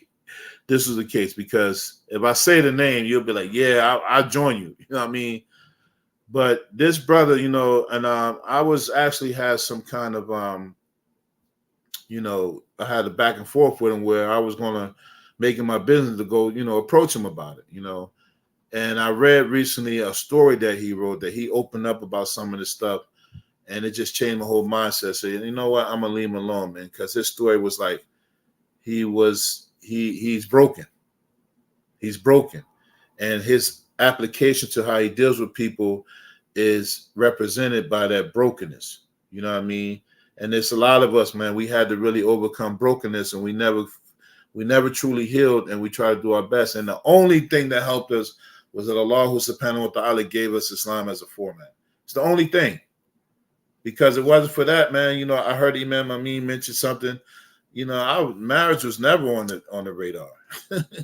Marriage, no, not when I can have a different woman every night, and all I gotta do is sweet talk her, you know. And back then, you know, we used to call it, you know, with the 3 M's. You know what I mean? Movies, McDonald's, and the motel. You know, and that was all day long. That was nothing. You know, sometimes 2-3 times in a day. You know what I mean? You know, bring them along. You know, marriage was never on the menu. You know. But Allah subhanahu wa ta'ala place responsibility on the man that makes you appreciate it, make you appreciate your purpose in life. So there's honor in being a husband. There's honor in being a wife. There's honor in building a family. There's honor in being the head of household. Because all the other stuff was never no honor in it. You know, you just did it because we were products of the environment. You know what I mean? So now, alhamdulillah, Allah subhanahu wa ta'ala honored us with Islam. You know what I'm saying? And I'm just grateful, man. And you know, that if you haven't seen that documentary, please try to check it out. It's only about a half an hour, about 35 minutes. Try to check it out and just, you know, extract some very, you know, powerful jewels about forgiveness, about redemption, about, you know, approaching your demons, about dealing with your past trauma, about having therapy, about thinking about it, you know, about, you know, trying to overcome obstacles, you know, because one of the things that Kirk Franklin had was he had a situation with his son that I mentioned, you know, and, you know, him being humble enough to, you know, say, man, I'm sorry, you know, I messed up, you know, and that takes a lot for a man to say that he messed up, you know, and, you know, some of them old school, I call them the Marlboro men, you know what I mean? Just hard body, you know, rugged, rough and raw, don't take no prisoners, don't take no shorts. And these are the kind of men that, you know, kind of raised us, man. They didn't have any kind of emotional attachment, you know, and that's something that we have to, you know, we had to learn how to switch. Like, you know, I never got a kiss from my father. I don't even think he ever hugged me once. Never, man. It was always like, you know, just do what I say. And as long as I, you know, buy something, you know, but he was so guilty of not, you know, he's dismissing himself as the father to tell me not to call him dad because that hurt him. Now I realize it pained him to be identified as a father because he knew that he failed me. You know what I mean? But he didn't have the heart to say it. You know what I mean? And I didn't get a chance, this is what burns me up. I didn't get a chance to relate that to him man to man when I really understood. You know what I mean? Because I had to overcome first my own anger, and then I had to overcome my fear of him, you know, like I was afraid of him, you know what I'm saying? And merely because of all the stories you heard, but then when I lived with him, you know, I started thinking like, oh man, you know, he could get took, man, you know what I mean? Like, I know how to throw a couple punches now. You know what I'm saying? I know how to sidestep. I know how to jab. I know how to hook. And I know how to throw an overhand right. I think I could do him, but he was still my father though. You know what I mean? So I didn't even, but it was like, and because I missed a lot of opportunities with my stubbornness and not coming to terms with just, okay, I was always looking for an apology that I was never going to get. And that blocked me from so many other blessings. You know what I mean? And so now one of my things is that, I concentrate where I'm at always on young Black boys, man, and try to get them young, at least have some type of a male figure there that they can relate to. You know what I mean? Because although, like I said with my mom, I know I'm taking a lot of time, but this is something, man. Like all the boyfriends my mom had, I never saw them as any kind of authority figures, but it was always the authority figures who weren't in my family, but they showed manliness in a way, like they weren't scared to say what they had to say to you. They weren't intimidated by you, stuff like that. And those are the kind that I gravitated to, like roughneck dudes, you know what I mean? Like, man, okay, these are my kind of people, man. You know what I'm saying? And yeah, it's just a lot, man. There's so much to unpack with this stuff, man. But yeah, Latif. All right, I'm done there. Oh, one other thing. Let's get that bread up. Don't let all this sentiment make us forget about what our purpose is here. To build with each other and to do some charitable acts, inshallah. All right, so I'll turn it over to Imam Naeem. You look like you was about to say something, Imam. I mean. Oh, no. Go ahead. I'll wait for you. I just want to say a few things. When I finished talking and I was listening to you all, and I went to pray, came back listening to Imam Faheem, in my mind, I was going through everybody that I grew up with, and I didn't even, none of this was a thought at the time when it was happening. But in my mind, I mentioned all the people I grew up with, my friends. This one, father wasn't there. And we never had no deep conversation like that. Some of my friends that I grew up with, I don't even know if they ever knew their fathers or not. I just know I don't remember seeing their fathers. So I don't know my friends, and there's about a handful of them from my block alone. Remember, we're not living in the projects, we're living in houses, right? Supposed to be the nice neighborhood, right? Like my neighborhood is the neighborhood that people from New York City. So when they was escaping Harlem and Brooklyn, they moved to Queens. Every city that got Black folks, and they got a migration pattern.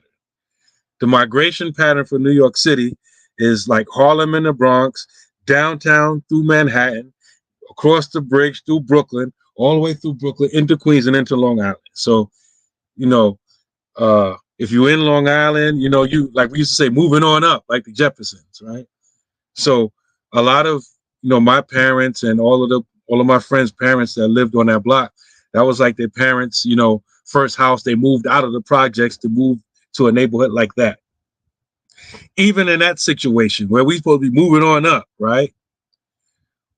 Some of my friends, their fathers wasn't there. I don't even know if they ever knew their fathers. Most of my other friends, now I'm just thinking about this right before I went to make Salat. Most of my other friends that had fathers, by the time we all turned like 15 and 16, the family had broken up and the father's gone. And they living with the mothers. And so I'm processing all of this, and I'm like, I can only think of one other person besides myself who, by the time I grew up and moved out, became Muslim and all that kind of stuff, still had their father in the house. One other person out of all the other people I grew up with. And my situation was good compared to a lot of other people, like what Imam Amin just described, right? And we say, okay, what's the point? There's a lot of points there. This stuff is not normal.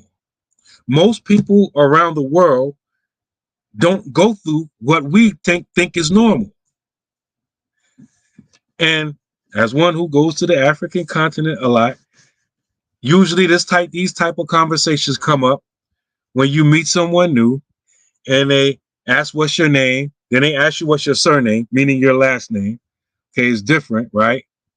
Like Abdullah, that's not a last name where, like in Gambia, that's not a last name. Like, where you from? America. You know, you get those of you who travel to the Muslim world, you get the same question. Okay, you black, you African. Okay, where your parents from? America. Oh, okay, well, where their parents from? America, right?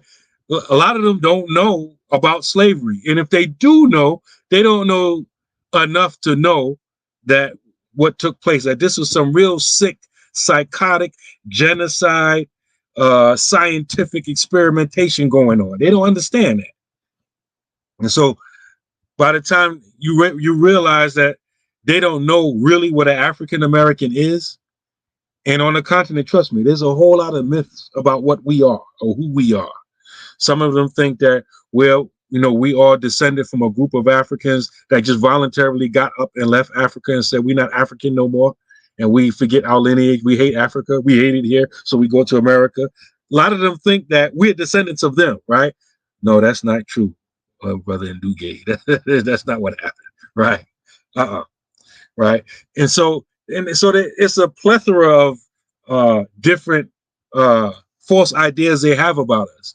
And so when you engage them in conversations and then you tell them about slavery, like, no, it's not just a matter of two people having a war and prisoners of war and the prisoners are slaves. Nah, it's not the same thing. Oh, completely different. Right. And you explain it to them and their mouths are like open and like, whoa. And then then you have to explain, okay, they freed us, but they didn't really free us. They just remixed it. They changed it up. And so then you tell them all the stuff, the sneaky stuff they do behind the scenes that's not written, right? Because they believe what's written. We do not discriminate based on race, religion, creed. They believe that stuff when they read that someplace in housing or employment or something. They actually believe it when they read that stuff. We don't believe it because we're living it. But people that come here, they sincerely believe that stuff, that they don't discriminate based upon religion, race, creed, all that kind of stuff, right? So then you have to explain to them the ways that, you know, we are still, even after slavery, being deprived of everything that they come here and they get free, right? And so when you explain it to them, it's like, wow. So you really don't know who your grandfather is or great grandfather? That's unheard of to them,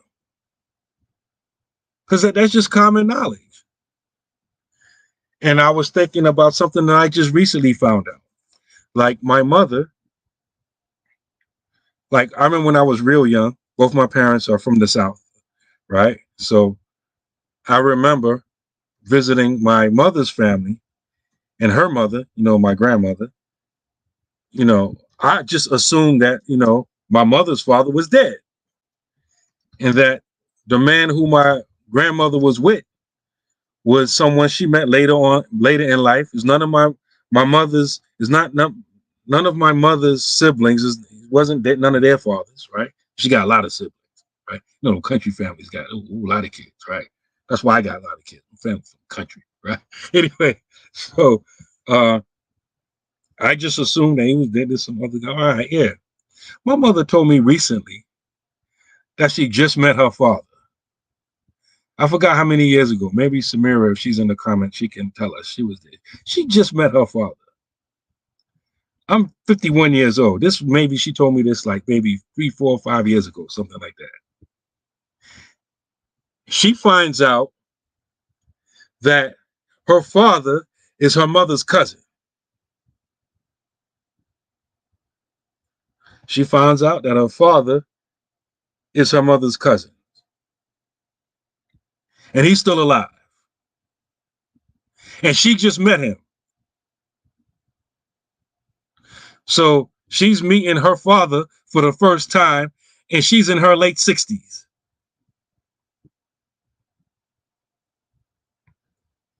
And she's telling me about it. And it just dawned on me during this broadcast that my great-grandfather, is it a great-grandfather? Yeah, my grandfather, excuse me. My grandfather, my mother's father, who she just met, he got a whole bunch of great-grandchildren that he don't even know exist, don't know their names or nothing. All my children.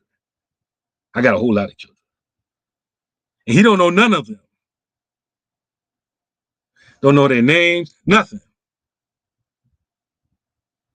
And that's light. And so I'm saying this just to make sure that we don't miss the memo. And even so for people that's not from among us, in other words, different ethnicities, to recognize that they destroyed our lineage. And this is a pharaonic plan.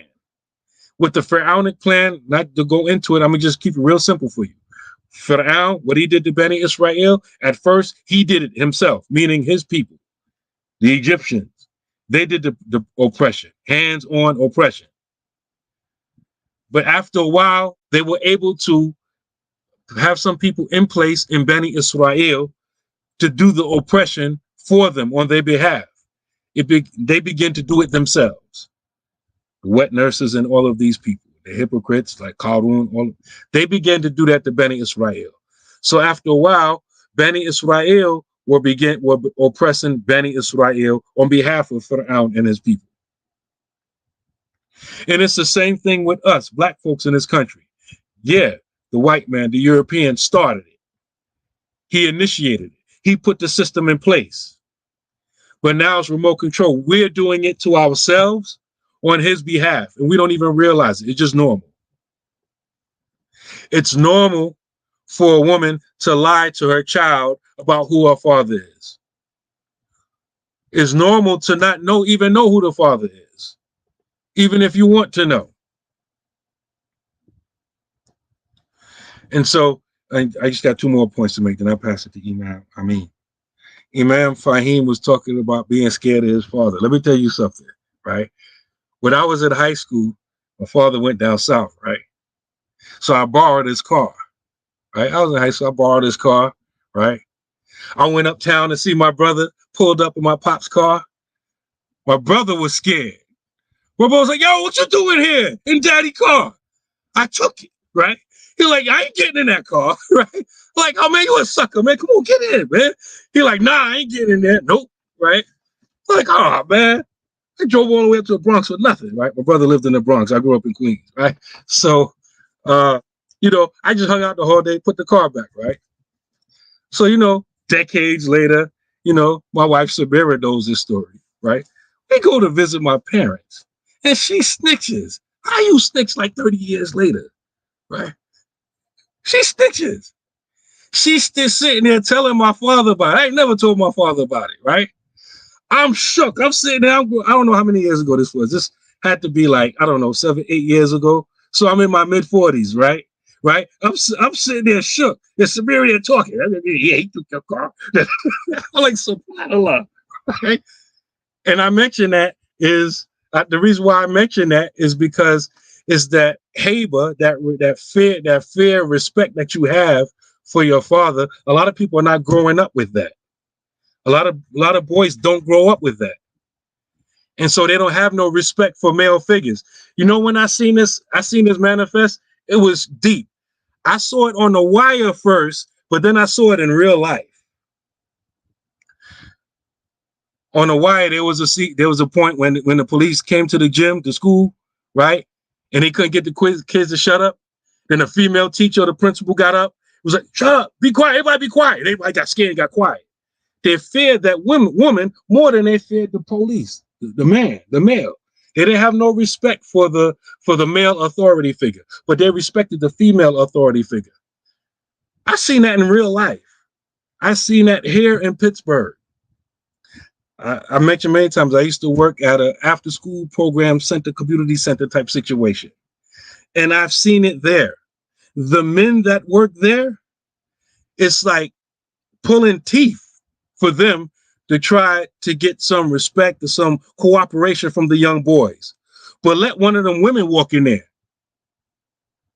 Levantre, don't let me tell you again. Yes, sir, miss. Yes, ma'am, miss such and such. Right? For right in line. That's because this men is absent from their family, from the household.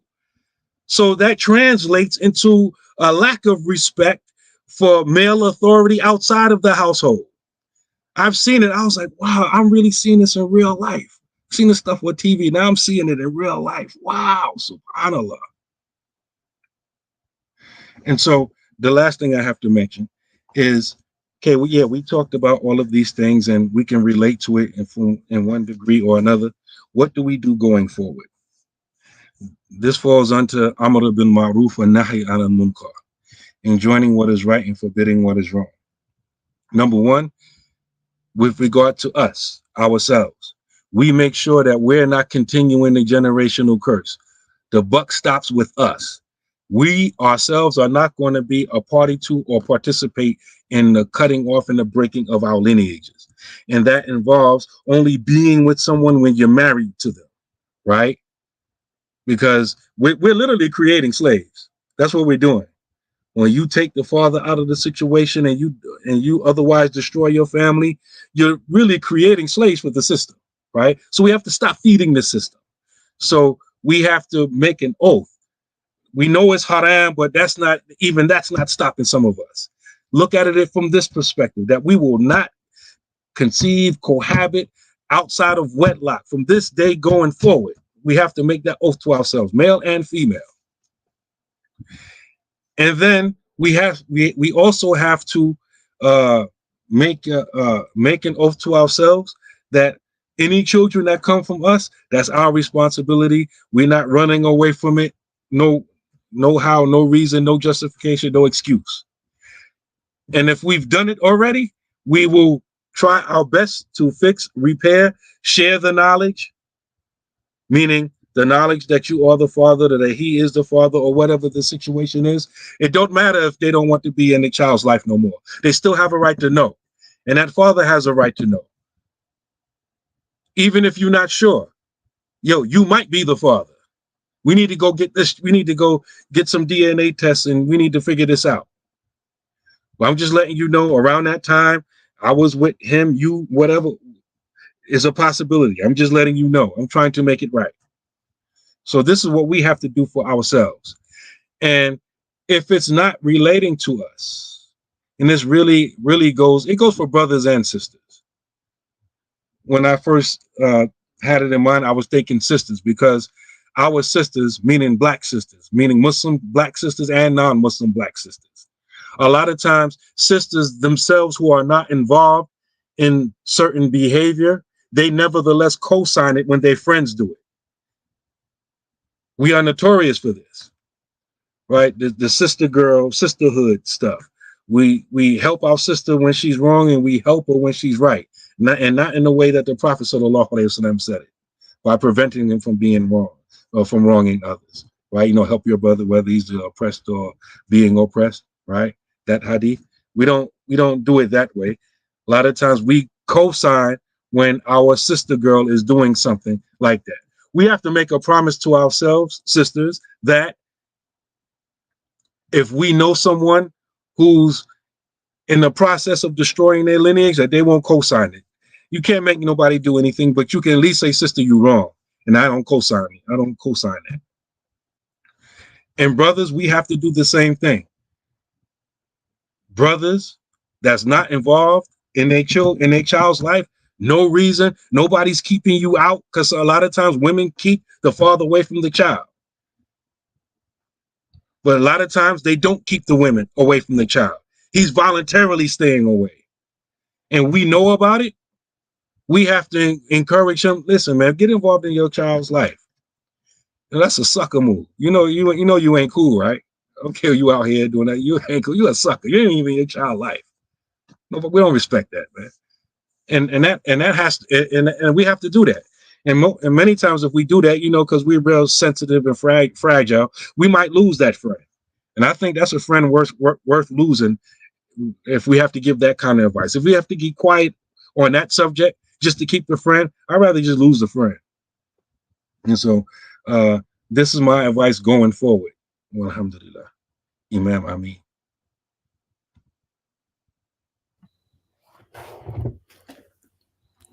So in closing, for we're over the time. I say what we should have learned from this, and I appreciate the imams for being a little forthcoming, and I mean, but this is the Black Imams Roundtable. We have real talk. We're not shying away from our experiences. But my advice in closing is, let's get our Islam together. My honest opinion, I know for myself, only thing that's a saving thing for me is this deen. Other than that, and it's so beautiful about the deen.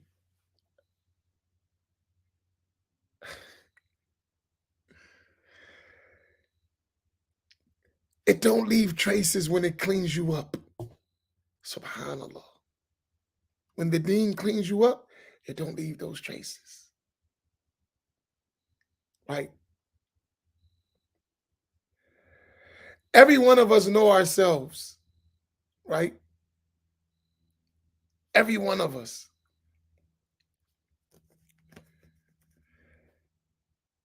And if we really sincerely surrender to Allah subhanahu wa ta'ala and let Allah do his work on us without our interference, just surrender, you see miracles, right? Like, it's so beautiful.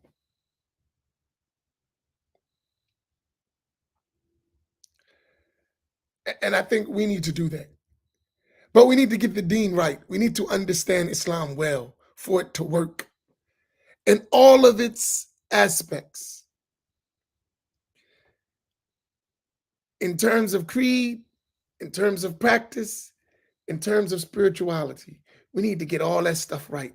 We need to really become 3453. We need to get that right.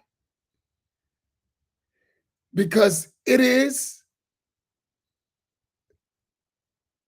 that saving way of life that's going to fix all the mess they done did with us.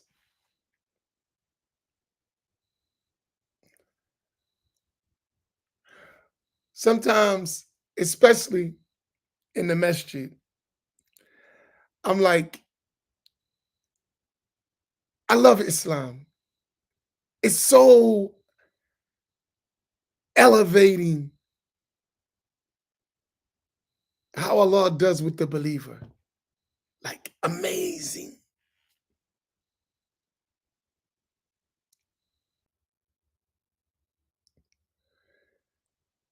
That when you look at us just as imams, and now we sharing some stuff and a lot is held back.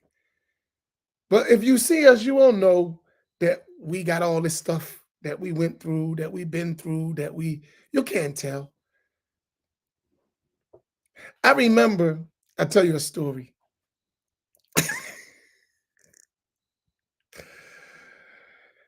And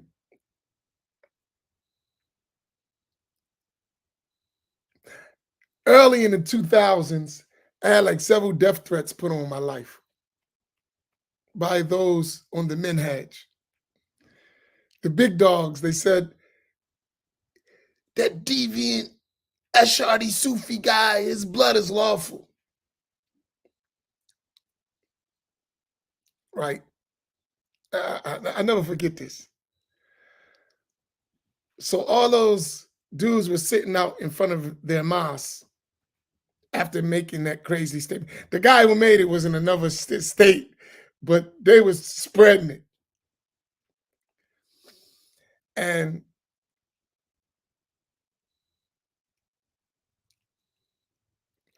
the guys in the city, I don't know, they got amnesia or something. They don't know what the hell was on their mind.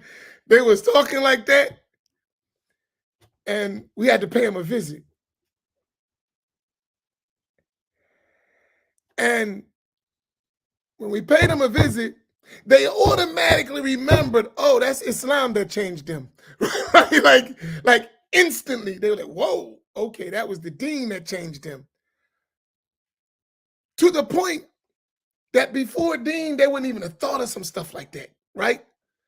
But Islam changed so much that the craziest thing, they would never cross their mind, because they saw you as a total different individual, which is true, right?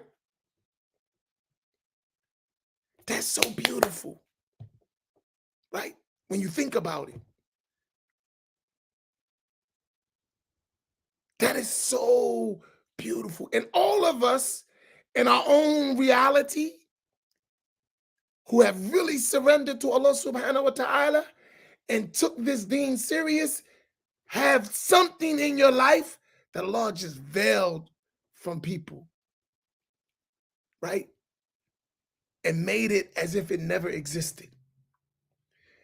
Which the Prophet sallallahu alaihi wasallam told us, "At-ta'ibu min adh-dhanbi kaman la dhanba lah." The one who repents from the sin is like one who never sinned. The one who turns to Allah from the crazy life we had that was socially engineered, that became genetics for us. When you truly turn to Allah, Allah wipe all that stuff out, right? Allah wipe all that out, right? And just remember that, like, the Prophet sallallahu alaihi wasallam came to purify us. While you zakih him, take all this ugly stuff and give us qalbin salim, a pure heart. That's Islam, right? But we got to take it right, and all of its restorative justice. The deen is beautiful, man. Islam is beautiful, right? So just,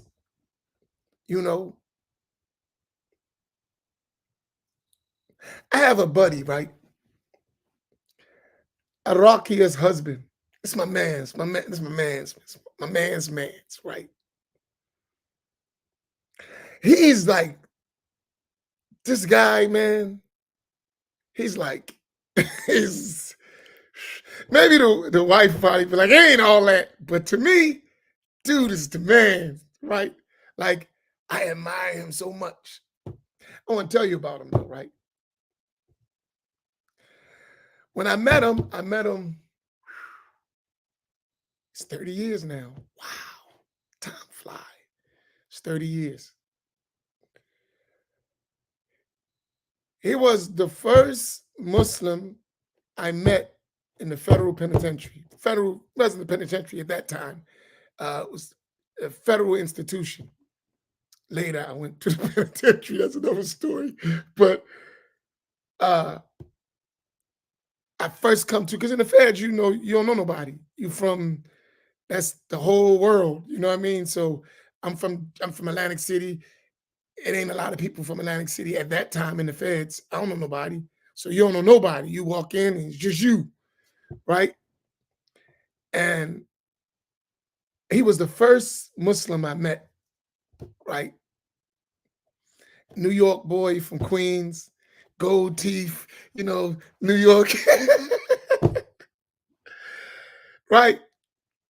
And we instantly became like partners, right?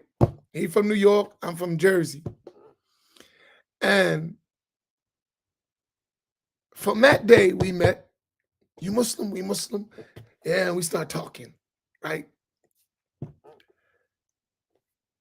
We've had a similar exact story, one from New York, one from Atlantic City, from Jersey. Do you know we've been close in deen from that day all the way today? We've been all over the world together, raised our children together, became friends, like been partners, been like just Dean, and you would look at both of us and would never imagine how we became friends, how we became brothers. Dean like just wiped all of that stuff. Like just whew. And I see him like the way he is as a father, since we're talking about father, he's one of the best fathers I know on the planet Earth. This guy is super dad, right? Like super dad, right? But if you see the path to that, you see the Dean. Like, whew. You know, I'll give you one last about this guy. I love him, man. We was talking about having children. So I had a girl. I wanted a boy. And I wanted to name my son Uwais. But I had a girl. We came home, we rolling, like we were tight, right? We planned business when we were inside. When we got out, we executed it, did business, traveled all over the world. When he had his first, he had a son after that, he named his son Uwais. Like just to like kind of honor me. I was like, this guy, like, this is my dude, man, right? But the Dean, I'm just mentioning it because I'm talking about fathers, like a living example of an excellent father. No matter what, he take care of his children. He's a model for his children. He's there for his children. Like no matter what. That stuff I admire so much. And he had that rough background like all of us. But the Dean just switched it. You know? Allahu Akbar. So no matter what we've been through, I'm saying that to say that the Dean can fix it. Islam comes to wipe out all the darkness of kufr, all the darkness of ma'asi, all the darkness of disbelief, all the darkness of sin, all the stuff, no matter what you got, surrender to Allah, all that stuff get wiped out. And Allah will make you as if it never happened. So that's my parting advice. Take this Deen serious. Yeah, all that sound, make sure that Islam is your life inwardly and outwardly, mind, body, and soul. Make sure that Islam is your banner. That's it. Not just talk, but really living it, becoming it. And that's when we talk about the ihya. Become, learn, practice, become. That's all we should think about. And will be the solution to all these things we discuss. May Allah give us tawfiq, inshallah. Barakallahu bikum. So we got to close out. I'm past time. I'm sorry. Okay, alhamdulillah. So y'all can have y'all closing words, inshallah. Yeah, I'll just close real quick. I gave my closing words already. No, I'm gonna go because you got to close. Like go to the store. Yeah, the corner store, man. Yeah. Mashallah. I'm not gonna hold it, but we just attended yesterday the janazah Sheikh Rhoda's father, Rahimahullah, and let me say al-Fatiha for him, man. Right. Fatiha.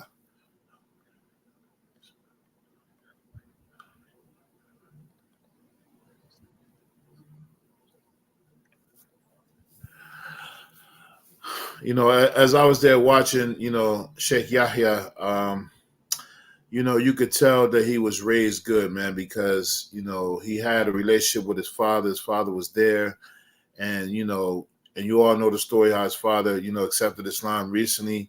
I mean, just a way to go out the end of your life in his 80s, to die upon the kalima, have your son. And I was telling a brother, I said, man, when it's my time to go, I'm going to change my will, man, for Al-Maqasid to take care of my janazah. I know I'm far away, but take me up there make du'as for me all the time. As dhikrs going on, man, it was just so calm and serene. Like, what a way to go out, man. But, you know, you could just see how well reserved Sheikh Yahya Rodas was, you know, and, you know, just imagine having to bury your father, you know, someone you've known your whole life, who's been your hero, who's been your support system.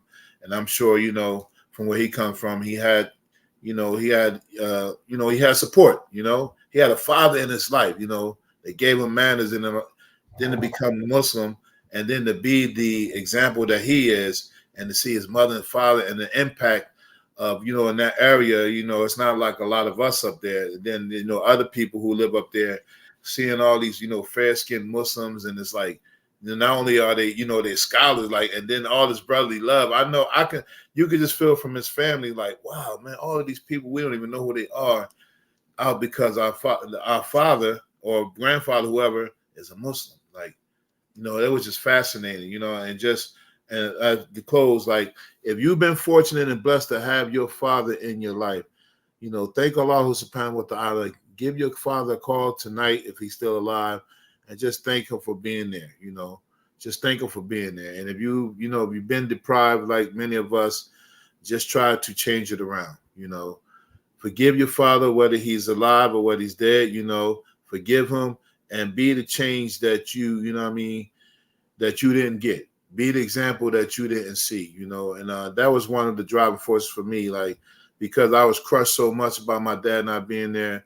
I knew for a fact that even if I was just a baby dad, like, my kids were going to know who I was, you know what I mean? Like, they were going to get all of those experiences that I was deprived, you know, and because that is a very painful thing for your father not to be there, you know, right, wrong, or indifferent, you know, and forgive. You know, a lot of us walking around, we're carrying hate, we're carrying anger, we're carrying resentment, and some of us are not overcoming ourselves to even just let the stuff go. And this is what, you know, really having this essence of Iman. I got one quick story, like how it don't, that line you say, Imam, I mean, was very profound about Islam not having no traces. I remember one time I was in some type of office building, right? And this when I first came home, and I had them state issue glasses, you know, you know what I'm saying? The real thick joints, like these fake gazelles, real thick, right? So I'm in the office minding my business, and I out of nowhere, right? And I bet I didn't even have no facial hair, nothing, right? So you can, right? And somebody said, geek alert. And I'm like, you know, so I'm still halfway in street mode. I'm looking around like I'm the only one in here. Like, so my first instinct, you know, we come from the background like, hey, yo, who was you talking to? Like, you know, what's your problem? You know, and I'm looking, and I realized she was talking to me, like, you know what I'm saying? And I just laughed, and I said, you know what? That's how I'm gonna play it. You know, that's how I'm gonna play it. So that was a sign for me that Allah subhanahu wa ta'ala, you know, that somebody didn't know me, didn't just thought I was a geek. Alhamdulillah. You know, and now, another funny story, real quick. There's a brother here. He was telling his son's about 10 years old, and he's telling his son about all of the brothers that, you know, been, you know, jail. I don't know if he was trying to scare him or use it as like preventive measures. He said, yeah, Imam Faheem too. So I'm like, man, why you tell your son, man? I'm trying to be a hero to your son. I don't want him to know that I was locked up, man. Like, I don't, you know, but he was just telling like people go through things, you know what I'm saying? And people that you wouldn't think, you know, went through these things, been through these things. So now I see his son. I don't know if he's looking at me like I'm some type of criminal or, you know what I mean? But, you know, he's a good kid. So I'm always talking to him. I'm on his top, you know, like he bring him here, they're doing his homework. And I'm always asking him questions, inquisitive, you know. And so we have a good rapport, but it's just like, wow, man, you know, fathers make a hell of a difference, man. And thank you all for being fathers as well, you know, and all of you fathers out there, you know, a shout out, man. Consider this your early flowers before Father's Day. You know, we appreciate you, man, for sticking in there. Stepfathers, father figures, all of those, man, mashallah. And for those who've lost their fathers, you know, may Allah subhanahu wa ta'ala relieve you any pain or suffering or any, you know, kind of thing like that. And may Allah make us better Muslims in implementing the sunnah of the Prophet, sallallahu alaihi wasallam. Amin. Imam Naeem, are you here next week? No. No. Okay, let's all wish this is to be our last episode before missing Imam Naeem for a few weeks. Let's thank him for being a great father. His son has completed the Quran, both of them, right? No, just one. One. So one of them has completed the Quran, and he made the sacrifice to send them to Africa to learn, and he's going to enjoy their graduation and celebration. So let us all keep Imam Naeem in our dua, inshallah, and we know we're going to miss him. And inshallah, Allah returns him back to us with in safety and adding to the progress of our communities with his son and memorizing the Quran, because that's a sacrifice. And mashallah, he was a good father to ensure not only the outward, but also the religious and spiritual education of his family. So may Allah elevate him and raise his rank and keep him in our du'as that he have a safe trip. And inshallah, we'll try our best to hold it down till you get back. But as you can see, Imam Faheem can run a whole show, so we know he definitely can. So no more excuses. Barakallahu fikum. Tafadul Sayyidi, close us out. Alhamdulillah. A'udhu billahi min shaitanir rajim. Bismillahir rahmanir rahim. Alhamdulillahi rabbil alameen. Wa sallallahu ala sayyidina Muhammadin wa ala alihi wa sahbihi ajma'in. O Allah, please heal us, cure us, purify us in ourselves, inwardly and outwardly, our families, our children going forward, and use these generational curses, as we call them, and traumas to make us stronger, because you blessed us to still be here. So let us make us amongst those who use that as energy and fuel to be a shining stars in your ummah from this day going forward, and give us knowledge of the deen, keep us guided, and make our children better than us in Islam by the rank of your beloved Muhammad sallallahu alaihi wasallam, the seal of the prophets. Al-Fatiha.